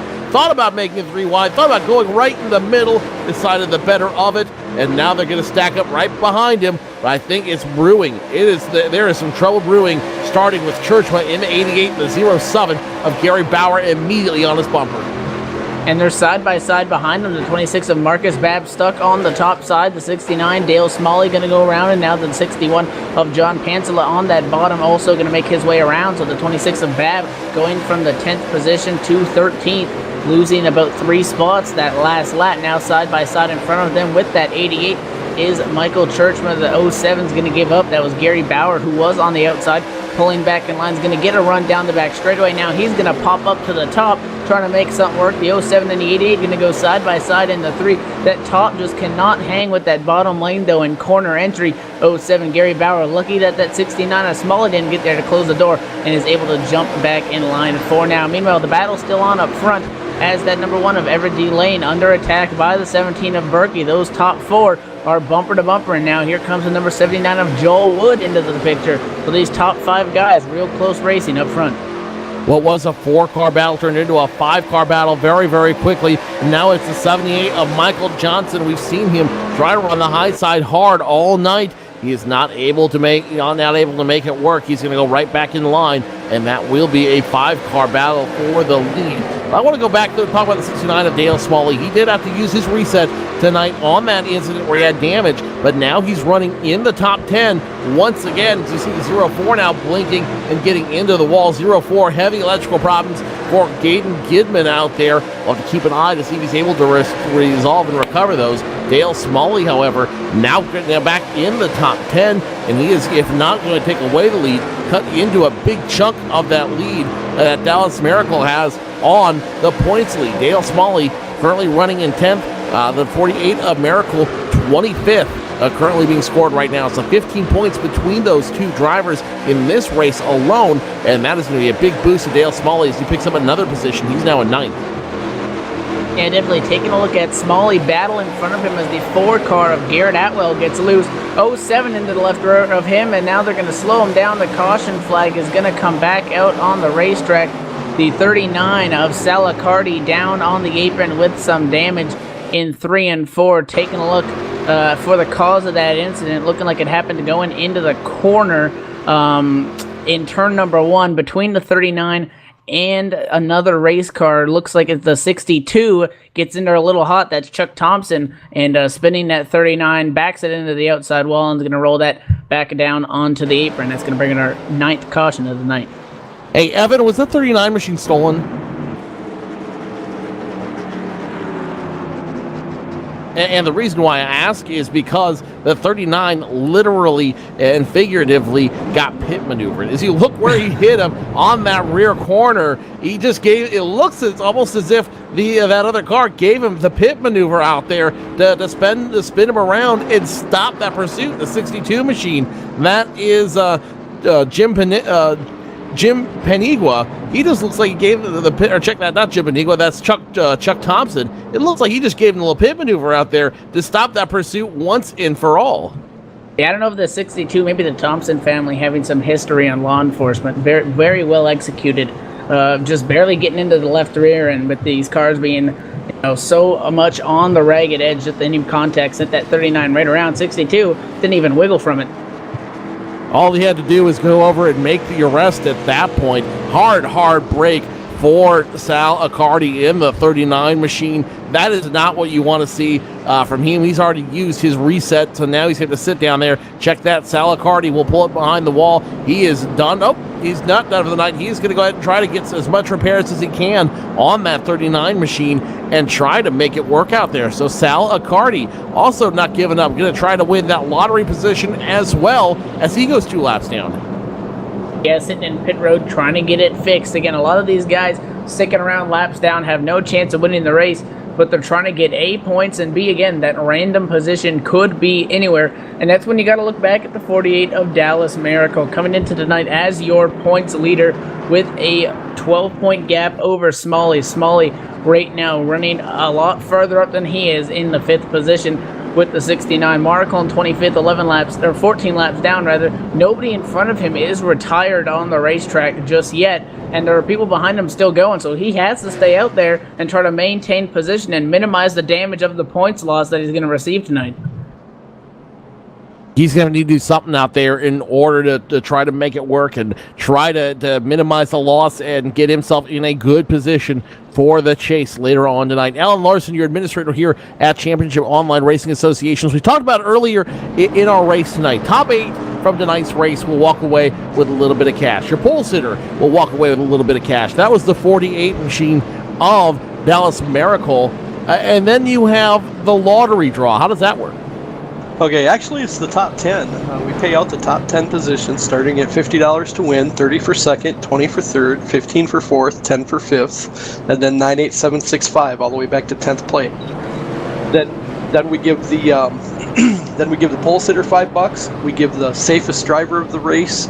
We call him our Boy Scout. If he's just outside the top 10 and the highest finisher with the fewest incidences, we give him $5. And then just prior to qualifying, we draw a random number. Tonight it's 18. The driver that qualified 18th, I believe that was Nathan Sedlick, he put $5 in his pocket. And then whoever finishes the race tonight in 18th position will also put $5 in their pocket.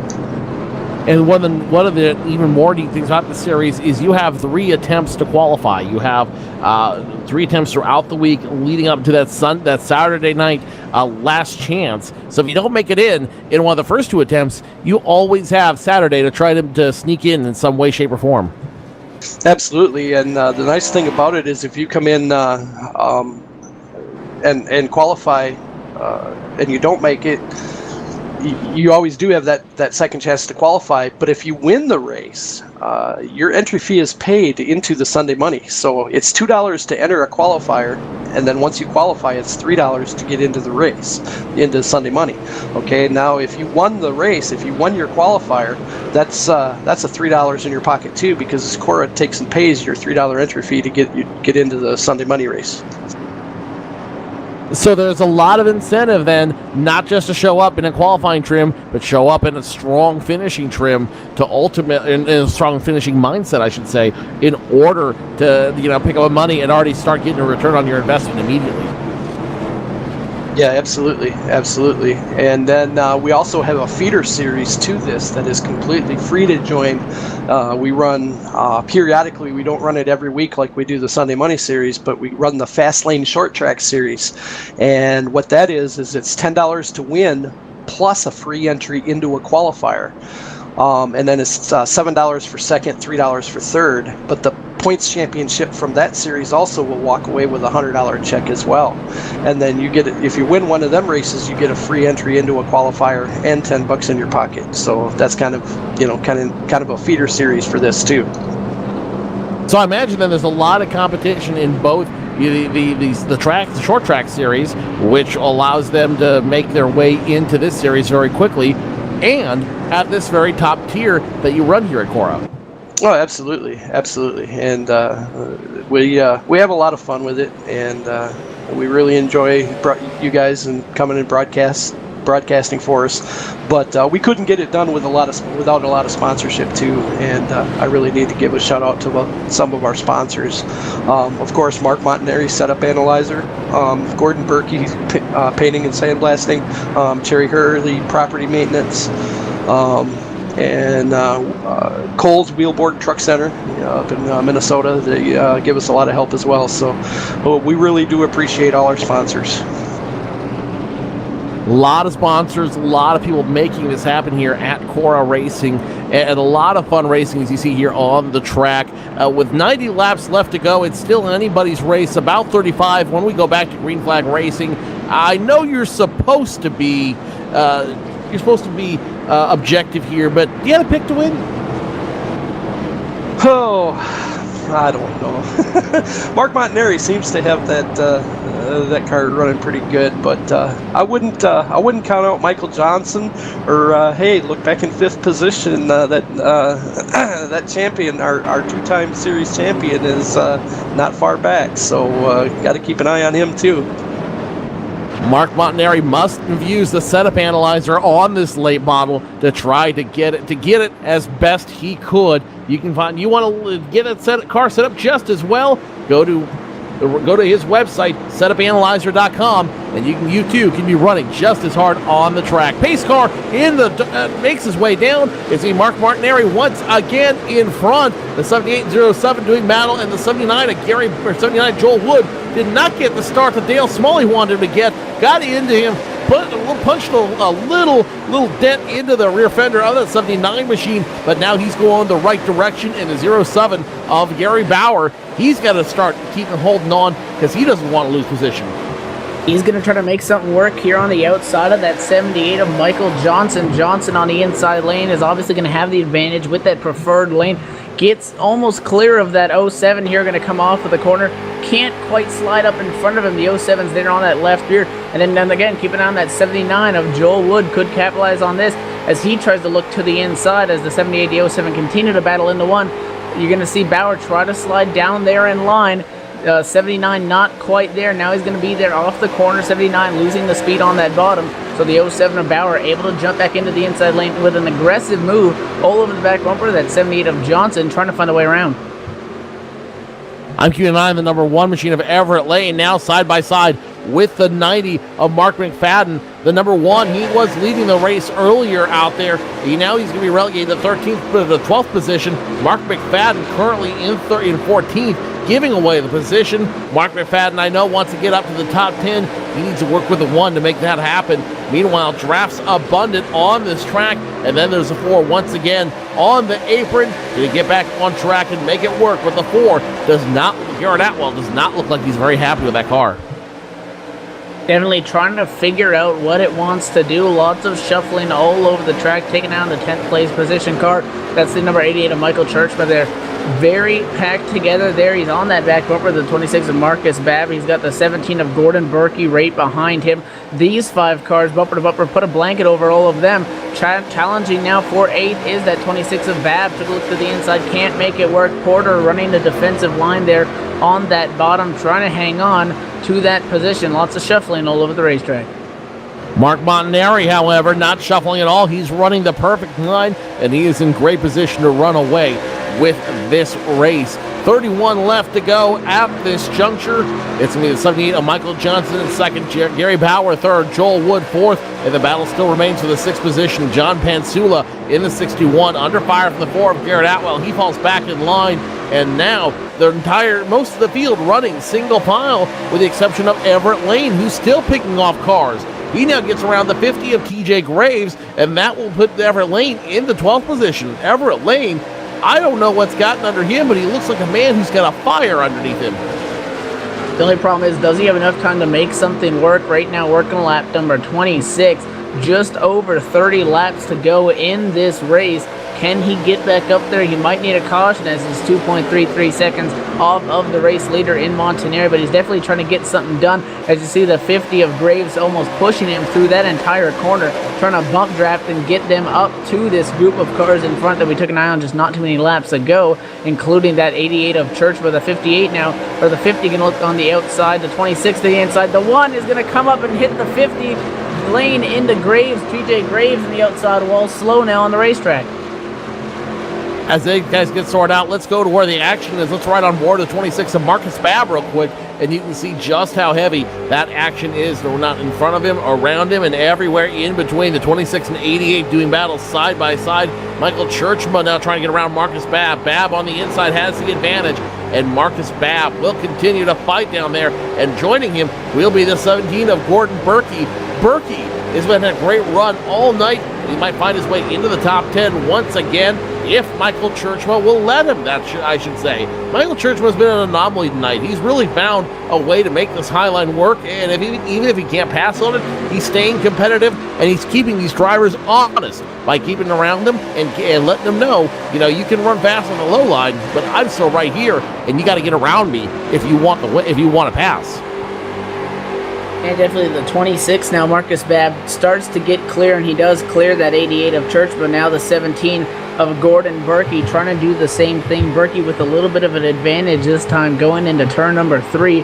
The 88 starting to drop off again. That top lane just can't really do anything in corner entry. 17 going to clear Churchman, and now Everett D. Lane there in that number 1. Now side by side with the 88. So the 88, as fast as he's been all night long on that top side, just can't compete with that bottom line, and is going to drop all the way back into the 12th spot. The 14 of Montanari continuing to lead out there, but then the 78 of Michael Johnson immediately on his back bumper. And look who's joined the party, the 707 of Gary Bauer.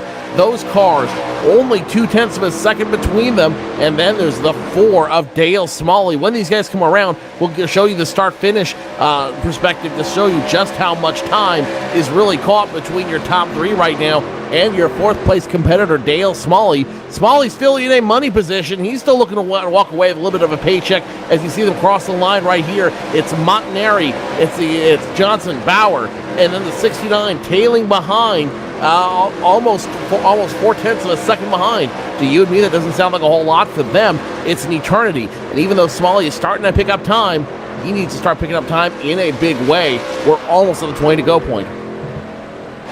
And side by side for the 5th spot, the 79 of Joel Wood is under attack by the 4 of Garrett Atwell. Atwell making that move to the inside after they negotiated their way around lap traffic, going to try to capitalize on that position. He has help behind him, being the 61 of John Pansela. They're going to bump draft him in the corner to try to get him clear of that 79 of Wood. Wood with the advantage into the corner, but that's where that top lane stalls out right there, which is going to allow Atwell to clear the 79. And now again, here comes that number 61 of Pansela on that bottom, trying to pick up that spot. Wood is possibly going to drop back from 5th to the 7th position. Again, these are all pain positions, so every spot counts for these guys. Every spot is a few extra bucks, and $50 to the winner means you want to make it work out there. Trouble on the track once again. Sal Accardi in the 39 machine. That will bring out another yellow flag. It looks like it. Yes, the 50 and 39. This time the 39, innocent victim, getting in trouble as a 50, forced to cross all the way up track in front of traffic. And that's that number 35 car of Nathan Sedlak, 7 laps down. He's the one that ended up causing the checkup around some of our leaders, and he was riding the middle of the track as opposed to staying higher at the bottom. And the 50 of TJ Graves battling for position with Cardi made an aggressive move to the inside to try to get some speed, and he got on that apron, got loose, pushed up the racetrack, snapped right, collecting the 39. The 39 got punted then by the 62 car, almost went over, and another big incident there in turns number 1 and 2 is going to throw number caution 10 on the night. 10th caution period of the night. Sal Accardi in an incident of no fault of his own. That will end it for him, and it will be wreckers instead of checkers for the 39 of Sal Accardi. You never want to see a car go out that way. Just involved in a big incident like that, that's no fault of their own. You never want to see a car go out like that at all, Evan. And a tough night for Accardi. We saw him running up front earlier on in the night. He is taking that car behind the wall at this point. He had a competitive car earlier on, but we've seen him in at least 2-3 wrecks. And again, most of these guys that get caught up in the incident are the innocent bystanders. Sometimes someone that causes a wiggle, that causes the wreck, just continue to drive around it. So a tough break for Accardi, who could have been up there challenging for the lead tonight, just in the wrong place at the wrong time several times tonight. And that's going to result with him going back to the garage early. 16 cars remain on the lead lap, led by Mark Montanari. Will he be able to lead? Can he hold on for the win? We'll find out in just a few more laps. You're watching ETV Live's live coverage of Championship Online Racing Association Sunday Money Series. Montanari in the lead, and plenty of racing left to go. 20 to go when we go back. Green flag racing.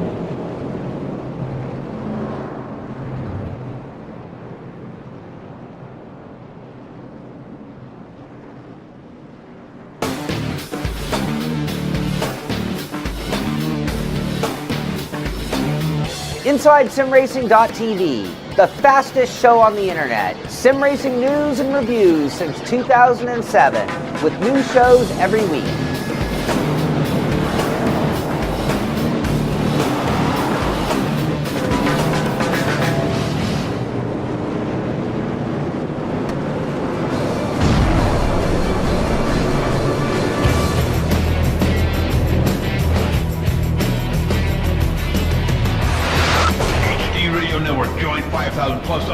listeners, where you could hear everything from big 80s metal to classic rock and roll, country radio, ETV, live sports radio, even adult and unplugged rock and roll. HDRadioNetwork.com, one of the fastest growing internet radio networks. HDRadioNetwork.com. Take it with you, cowboy. Get the mobile app for Android, iPhone, iPad, and all the rest from TuneIn.com.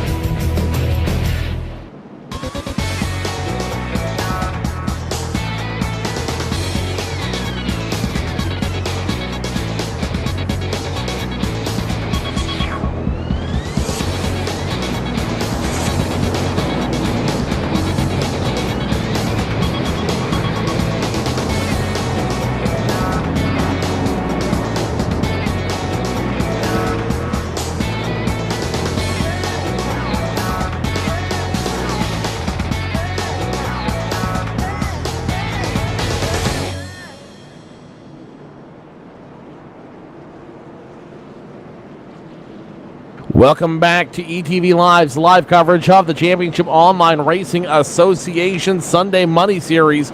If you're just tuning in, this is the 10th yellow flag period of the night. Pace car lights are off, though, so we will have a 19-lap dash for the cash when we go back to green flag racing. Very literally 19 laps of the hardest racing you will see anywhere on ETV, as each one of these top 10 spots equate to real money, Evan. Yeah, definitely. That's what makes it so much more interesting racing. I mentioned for real cash here in their virtual race cars, and definitely a cool thing that these drivers get to do some of the best on the iRacing service. Here tonight at the Charlotte Motor Speedway. Again, Charlotte Motor Speedway, a track that everybody familiar with, is it's one of the 1.5 mile tracks, actually the only that you get with the iRacing service. So lots of these drivers feel comfortable with this. But again, throwing this car onto this track, a big difference and a big changer for a lot of these guys. It's going to be interesting to see here in the final 20 laps or so if Montanari can hang on. We know he has a fast car. Will they use the bumpers possibly, try to get a bump and run and see that 78 of Michael Johnson possibly try to get to his inside and make a move for the lead? We're going to find out here in 3 and 4, looking for the green. Montanari's been strong in 9 of 10 restarts. The only question mark is, will he be strong in this one and make it a perfect 10 for 10 tonight? Montanari gets the pace car out of the way. It's his field to control at this juncture. Sees the signal. He's gone. He's got it, but he's got coming behind him the 07 of Gary Bauer. He pulls a no punches there to make that big move, score him in position number 2, snaking it from the 78 of Michael Johnson. Now the 14 and 07, bumper to bumper. Montanari fighting off Bauer, trying to make it, trying to keep Bauer behind him so he can pick up the $50 tonight. Side by side is the 88 of Michael Church on the outside, nearly gets taken out by Everett Lane in the 10th spot, looking to make a move on that 61 of John Pansel in front of him, and Lane almost took out Churchman. Now Churchman going to drop back in line, being the 10th position right now, shuffling all over the racetrack. But again, the position that matters is up front there, and Gary Bauer in the 07, only a car length off of the back bumper of Mike Montanari. The laps continue to wind down. It's going to be a fact of if he can make that pass, both running those setup analyzer cars that you see on the hood of that 14 and 07 cars up front. So we know Bauer's car almost equal to Montanari's. The question is, though, can he make that pass? And the first man looking out of those cash positions is the 30 of Ross Cato. Now he's going to get passed by the 31 of Martin Porter, though that might be a temporary means. Nope, Porter takes it clean on the outside. Porter now hunting the 88 of Churchman. It's $5 on the line in that 10th place position. The 88 of Churchman doing everything he can to fight off the 31. They make bumper contact coming off of turns 1 and 2. Martin Porter let the 88 know, I want to get my refund for entering this race.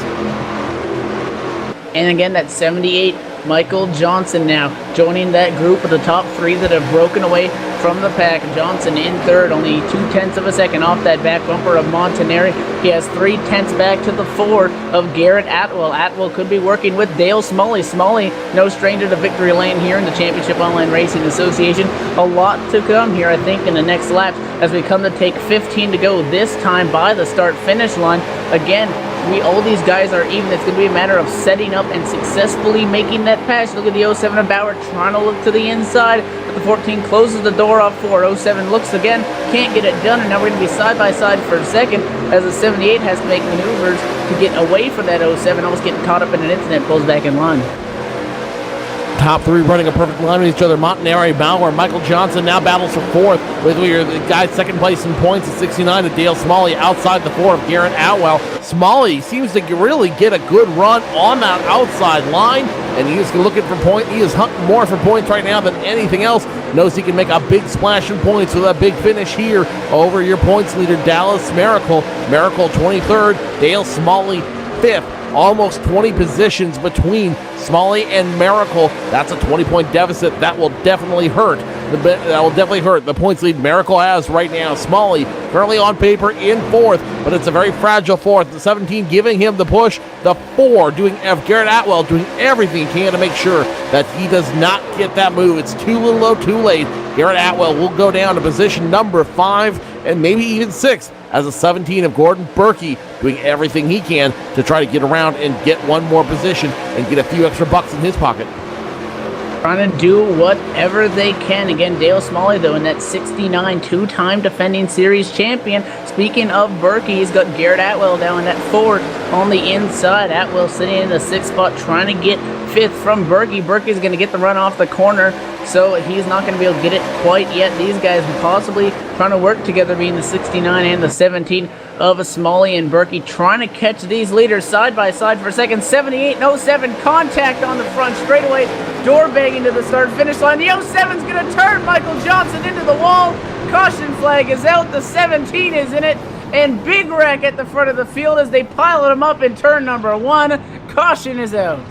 I have never, very rarely have I seen something quite like this. We saw it a little bit earlier this week in the Maritime iRacing Series Racing League, but the 07 deliberately getting into the 78. The 07 of Gary Bauer deliberately turning Michael Johnson into the wall to prevent him from getting that second place position, almost deliberately, it looks like. Those two cars just then collecting a plethora of cars behind them. The 88, the 31 getting a touch of this. The 61 of Pansula. The 17 of Gordon Berkey, heavy smoke coming out of his machine.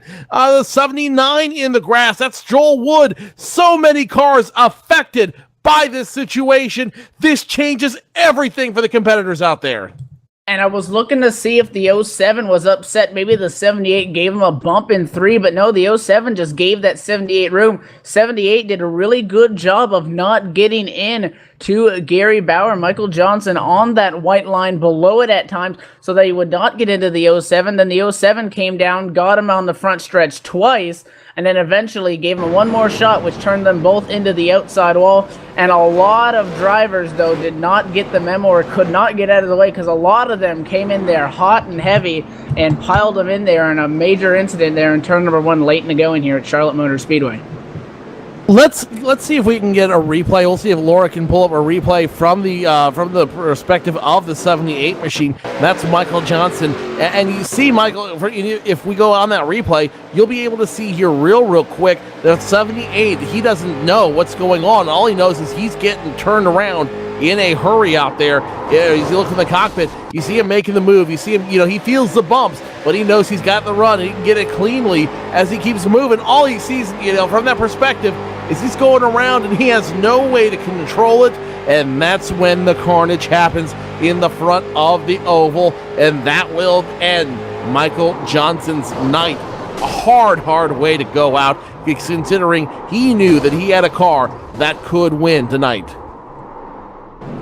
Yeah, definitely a tough break late in the going, but this is going to put that 69 of Dale Smalley now in the second position, coming down to the wire.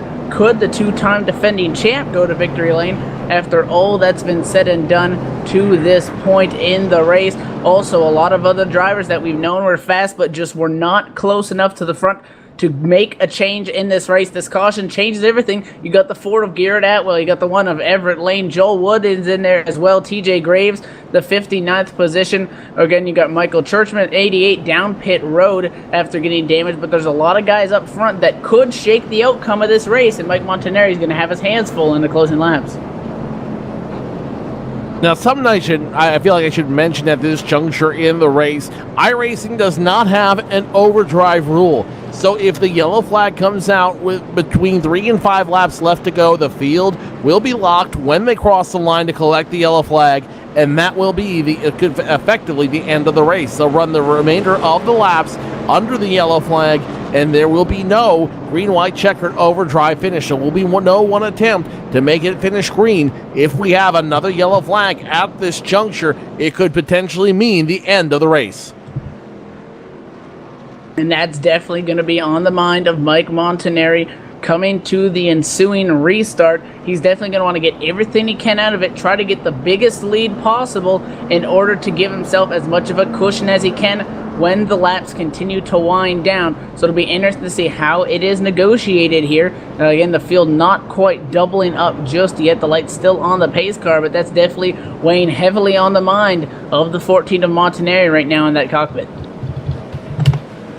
Oh, it absolutely is, because this has major effects on him at this point. But I think the guy who's happiest to see this restart out here is Dale Smalley in the 69 machine. He is now currently scored in second.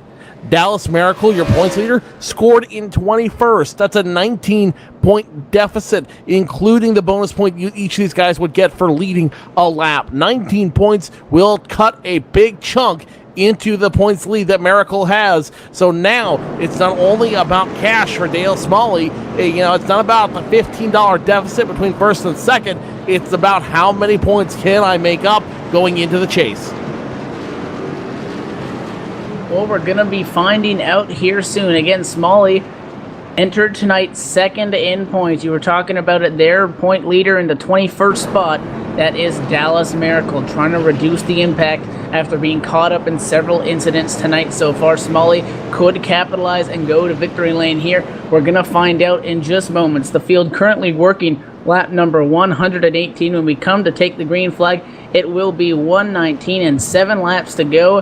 Mike Montanari, Dale Smalley, Garrett Atwell, Everett Lane, Joel Wool, John Panselo, Ross Cato, Galen Gidman, TJ Graves, and Mark McFadden, the top 10. Let's see how this thing shakes out. So your leaders, Mark Montanari, Dale Smalley, Garrett Atwell, Everett Lane. Each one of these guys has a shot at winning this race. When we go back, it will be a 7-lap shootout. The OK Corral is open for business, as our guy JD Webb would say.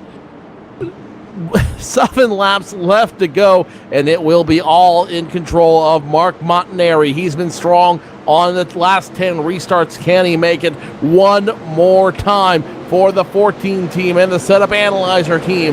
Yes, he does. He gets the jump. Now the battle is immediately for second. The 69 of Dale Smalley, the 4 of Garrett Atwell. These guys trying to do battle very, very quickly in a very short amount of time. At 14 of Montanari has the lead he wants. Dale Smalley hanging on to the second position, going to pull back down in line as they work their way off of turn number 2. He's going to get that draft. Does he try to capitalize on it this time going into turn number 3? He's taking a look to the outside. He knows that's not where to look. Maybe he's trying to get that 14 to come up to block, and then he'll dive down to the inside. Mind games. The 4, Garrett Atwell in the 3rd spot, trying to watch these guys. He could be in the catbird seat if these guys get tangled up front, but we are on lap 120. It's going to be 5 to go next time by. They continue to run up front without interruption. Montanari having the strong car, getting 3/4 of a car between him and Dale Smalley. Smalley doesn't want to do anything to jeopardize his lead. Now comes Garrett Atwell in the 4, way on the outside. He'll dive right back in.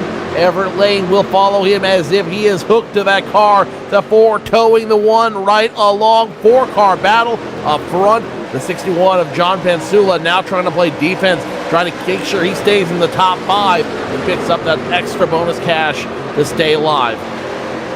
Do they make it back to the checkered flag under green flag conditions? If a caution were to come out after about 1 or 2 more laps of racing, it could end the race. That's why the intensity picking up up here in the top 4 positions. I've seen finishes at Charlotte within 1,000th of a second, so anything can happen. The 4 of Atwell slides up the racetrack, and now Everett Lane going to move to the inside, the number 1, moving into the 3rd position. Can he get 2 more? The 69 Smalley now, a car length off the back bumper, and Montanari still leading as we are on lap number 122. When do they make their move? 4 laps to go, 3 when they cross the stripe this time by. All eyes on Mark Montanari. Dale Smalley immediately behind him. Dale Smalley showing a lot of patience out here, knowing the one is coming. He's going to keep running his race and try to stay up front to preserve the big chunk in the points he's going to carve out of the side of Dallas Miracle. They cross the line. 3 laps left before we decide a winner. Montanari, the 69, now dangerously under fire from the 1 of Everett Lane.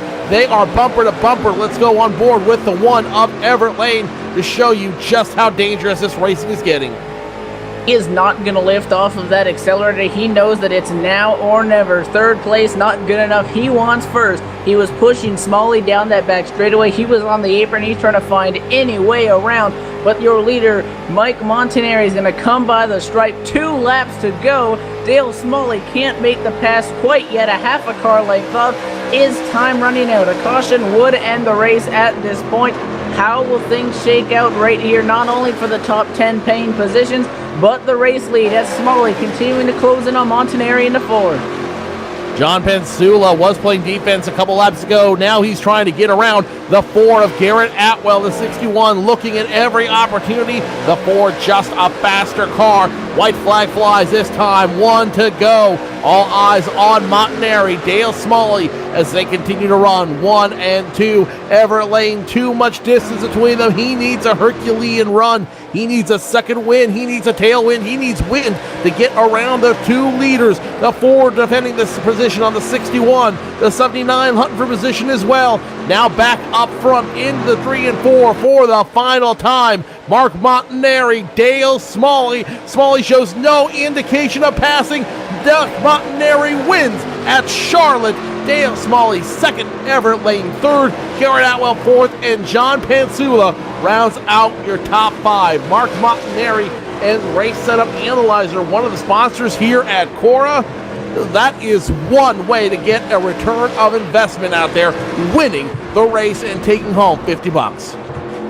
Definitely the rest of your top 10 will be 6th position, the number 79 of Joel Wood, 7th position, the 50 of TJ Grace. How about Ross Cadeau and the number 30 taking it home in 8th. 9th place is the 04 of Galen Gidman, and finishing in 10th, the 17 of Gordon Berkey, showing adversity throughout the night, but a great charge by Mike Montanari, getting the win after holding off Dale Smalley in the closing laps as the leaders come and park at the start-finish line. 1, 2, 3, but Mike Montanari, a well-deserved victory after working his way through the field after dropping back early, and a well-deserved win for him in that Setup Analyzer 14. The 3-second pose now between Montanari, Smalley, and Everett Lane, your top 3 finishers here tonight at the Charlotte Motor Speedway, each all unofficial right now. But as of right now, even though it's unofficial, they are unofficially all taking home a lot of cash. And the other storyline to follow, Dale Smalley finishing 19 positions ahead of points leader Dallas Miracle. That will shake things up with only a handful of races left before the chase. Lots of stuff to talk about when we come back. It will be the post-race show. We'll talk to your top 3 finishers. We will look back at this very long, very trying race for each of these drivers and look ahead to 2 weeks when they take on Watkins Glen in the IndyCar. Mark Montanari, your winner. We'll hear from him when we return. The post-race show next on ETV Live.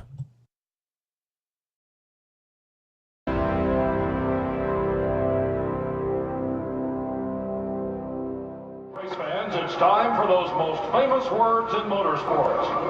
Drivers, start your engines!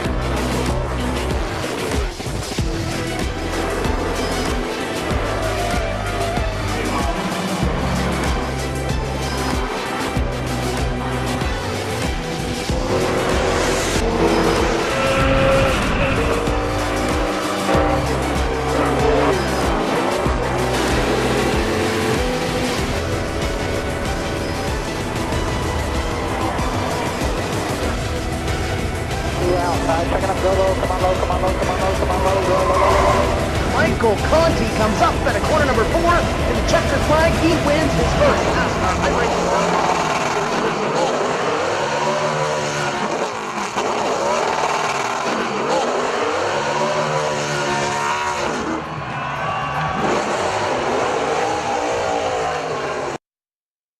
Mark Montanari surviving the longest 125 laps here at Charlotte Motor Speedway, walks away with a big win. Dale Smalley second, Everett Lane third, Garrett Atwell fourth, John Pansula walks away with a top 5. It's the Cora Racing Sunday Money Series, and Mark Montanari walking away, making a big splash on this group. We walk away with an easy $50. And Evan, after the race we saw tonight, I think he's earned it. He definitely deserves it. Yeah, you mentioned it earlier on after the first 3-4 wrecks that it was going to be a night of survival of the fittest, and that's what it was for sure. I mean, we saw several wrecks, I think in upwards of 10 plus cautions, and a lot of hard racing. You mentioned it's going to be a super speedway style race with these late models running full speed around this 1.5 mile Charlotte Motor Speedway, and that's definitely what it was. We saw super speedway style wrecks, and we saw close quarters racing all the way up to the end, but Mike Montanari definitely holding off Dale Smalley, one of the best in this championship online Racing Association, definitely deserves to be the victory lane. Mark Montanari unofficially walking away with $50 for the night. Let's go ahead and take it down to victory lane, where Mark Montanari's pulled in and immediately to the attention of Evan Pasocco. And that's right, down here in Gatorade Victory Lane with Mike Montanari. Mike, great race, and I bet there was a long 125 laps from behind the wheel. How'd the race go from your perspective? We know you qualified up front on the field, 5th position. You dropped back to around 20th. You had to work your way up all night long, but it got you to victory lane. I tell you what, that was a long race, but I got to give a big shout out to Team NPR for putting together one heck of a setup. And a good car indeed, for sure. Walk us through after that final restart, having Dale Smalley, a 2-time defending championship here at Cora, on your back bumper. I was definitely nervous. I know Dale, he's super fast pretty much anywhere we go, and I know that I can race him door to door at any track. So there was no worries about racing him close. And definitely taking a look, entering tonight, 9th place in the point standings, trying to make it into those top 12 to race for a championship here later on in the season. Obviously, this series so unique when they run different track and car combinations week in and week out. How do you think, looking forward to our next race, which will be in 2 weeks, Indy Cars at Watkins Glen? I think that's going to be a fun race. Hopefully we'll get a little more spread out than we do here at this track at Charlotte. But yeah, definitely going to be a fun race in the IndyCar. And definitely, it was fun for us to watch. A grueling race, I'm sure, for you behind the wheel. Over 2 hours in length. Who makes it happen for you down there? Well, like I said, definitely shout out to Team NPR, Gary Bauer, Jay Anderson, Mike Vandesal, and a little bit of help there from Dallas Miracle and Dale Smalley. And definitely, well, congratulations on making it to the victory lane here at the end of the race at the Charlotte Motor Speedway, and good luck next week. Thank you. Appreciate it. And I do believe, Joe Cortez, you are wandering around there on pit road, and you have found our 2nd place finisher, none other than Dale Smalley. Before we get to Dale Smalley, I got one question for your winner tonight, Mark Montanari. Mark, I know you're a big supporter here of Championship Online Racing Association, a sponsor with Setup Analyzer. I guess you guys are getting your return on investment the hard way tonight by winning the race. Hey, you got to get it any way you can. Yeah, the Setup Analyzer, looking forward to the new release coming out here in December. I think everybody's going to enjoy it. And we will look forward to it as well. Mark Montanari, your winner here tonight, and the mind behind Setup Analyzer. Find out more at setupanalyzer.com. Dale Smalley, your 2-time champion in the Sunday Money Series, finishing 2nd tonight. And Dale, I'm sure there were doubts in your mind at some point tonight on whether or not you were even going to finish 2nd place. You got to be elated with that. Yeah, had a real good car, real good setup. Had a little help from Gary Bauer. He gave me a good setup to work with. and got back in traffic there for a minute. I got a little worried, got a little fender damage, but it ended up working out good for me. I should say it definitely worked out well for you in the end. You started second on this field. You dropped back as a result of a couple pit stops. You dropped back through a little bit of trouble. How would you make your way through and back up through this field into second place? And more importantly, what was the biggest, what do you credit to making that run so successful for you? I just worked traffic pretty good. I got lucky. Made a couple passes on the high side. Worked out good for me. It was a little rough, but it worked out good. I should say it absolutely worked out well for you out there. So right now you're currently sitting, going into this race, you were sitting second in points behind points leader Dallas Miracle. Miracle finished 21st. You in second. That's a 19-point gap that you've been able to break through, going with only a couple races left before the chase. What is the strategy now at this point? You're definitely a viable contender. You're in. What's it going to take, though, for you to walk in with a number one seed and defend that two-time championship? I just got to get me another win or two. We're getting bonus points for most wins, doing it just like the Winston Cup, or NASCAR does now, with the chase and all that. So I need another win so I get them bonus points. Looking ahead, you've got, in 2 weeks' time, the Indy cars at Watkins Glen. Are you at all nervous about that? What are your thoughts, and how hard will it be to get that win there? It's going to be another one of them, just to try to keep the car clean. It's not really looking forward to it. I ain't much on road courses. Dale Smalley, you're finishing second place here at Charlotte Motor Speedway. Before I let you go, Dale, any shout-outs, anything you'd like to offer to the benefit of our fans? The microphone's all yours. I just like to tell Gary, Mark, and them thanks for the help. My teammate Dallas, just glad things worked out the way they did. I got lucky. That's Dale Smalley finishing second here tonight in the Cora Sunday Money Shootout, looking to defend his championship for a third time. Let's go ahead and go back down Evan Pisoko, who I believe is caught up with Mr. Fastlane himself, Everett Lane. And definitely down here on a pit road with the driver of that number one. You mentioned Everett Lane having a great night out after a long, long night at the Charlotte Motor Speedway. Everett, before we get to anything specific, how did the race go from behind the wheel? Oh, the car ran really good tonight. Had a good setup in there. My teammates and I, we worked together tonight and last all week, actually, to really get this set up fast. It was a little unfortunate there for my other teammate, Mike. They got in a little bit of trouble up there early, but we had a good fast cars tonight. Real impressed that all three of the fast lane cars were up there, and it ran good. Qualified for the race in the 19th position, come home with a top three. That's a pretty big improvement. When you look at what happened tonight with all the incidents, drivers getting some quick fixes, did you have to use any of yours, and where were you when mayhem broke loose on the racetrack? Oh, that's funny you mention that, Evan. I was actually in the very first crash with the very first caution that came out, and went in, had a quick fix, and just decided to lay back a little bit, and it was time to go. I just put the hammer down and try to get to the front. So a very Talladega Super Speedway strategy. Hang back and get going. Well, only 12 guys made it onto that lead lap when it was all said and done. A great third-placed finish. Again, like we're asking everybody, next week, or actually in 2 weeks, our next race is going to be Indy cars at Watkins Glen. Are you going to plan on trying to qualify for that race? And if so, how confident are you in those cars? Obviously, these races couldn't be any more different. Yeah, I'm not a big road racer, but as soon as I get off here, I'll be in an Indy car at Watkins Glen getting ready for that race. That's for sure. And definitely, practice makes perfect for sure. Well, a solid top three finish. You're going to be going to the bank tomorrow night, my friend, taking home the prize money from that third position. Any shout-outs do you want to throw out there? Oh, yes, I definitely want to thank Cora for everything they do for Cora Racing League. It's outstanding. I appreciate everything they do. This is probably the most fun I've had in any computer game ever, and I want to thank my teammates and everybody that I raced with tonight. I really got, guys were giving me a lot of room there at the end, and I couldn't ask for anything better. And definitely, well, hey, congrats on a solid top three finish after a hard fight not at Charlotte, and hopefully we'll see you up front in the coming weeks. Good luck.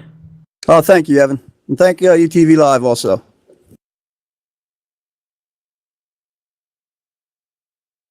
While we have the opportunity, let's go ahead and go back to your administrator here at Cora, Alan Larson. Alan, we saw a very, very contentious race tonight. We saw a lot of guys fighting hard for the win, but ultimately it was one guy that walked away with it. That was Mark Montanari, walking with right now unofficially with a $50 payday.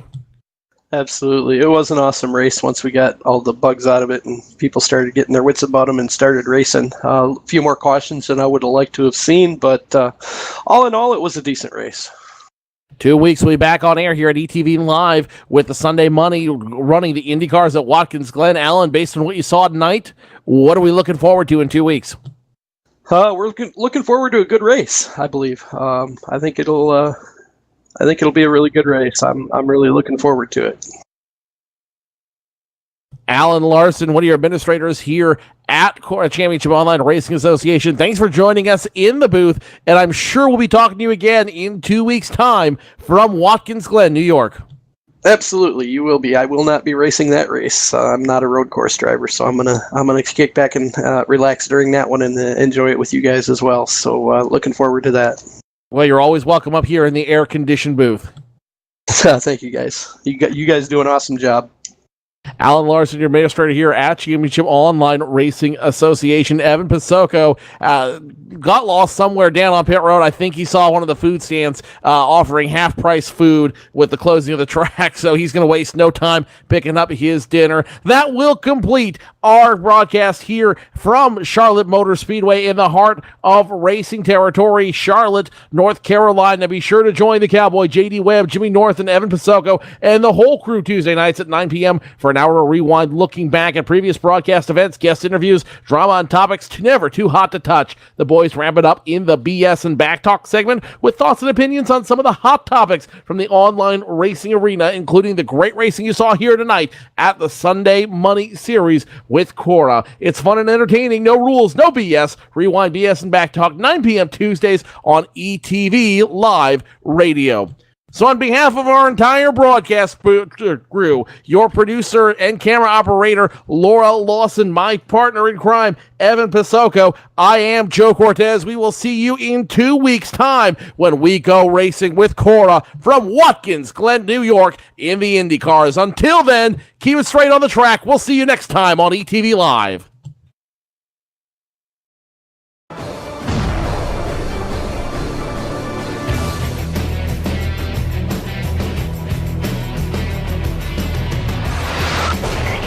Network. Join 5,000 plus other listeners where you can hear everything from big 80s metal to classic rock and roll, country radio, ETV live sports radio, even adult and unplugged rock and roll. HDRadioNetwork.com, one of the fastest growing internet radio networks. HDRadioNetwork.com. Take it with you, cowboy. Get the mobile app for Android, iPhone, iPad, and all the rest from TuneIn.com.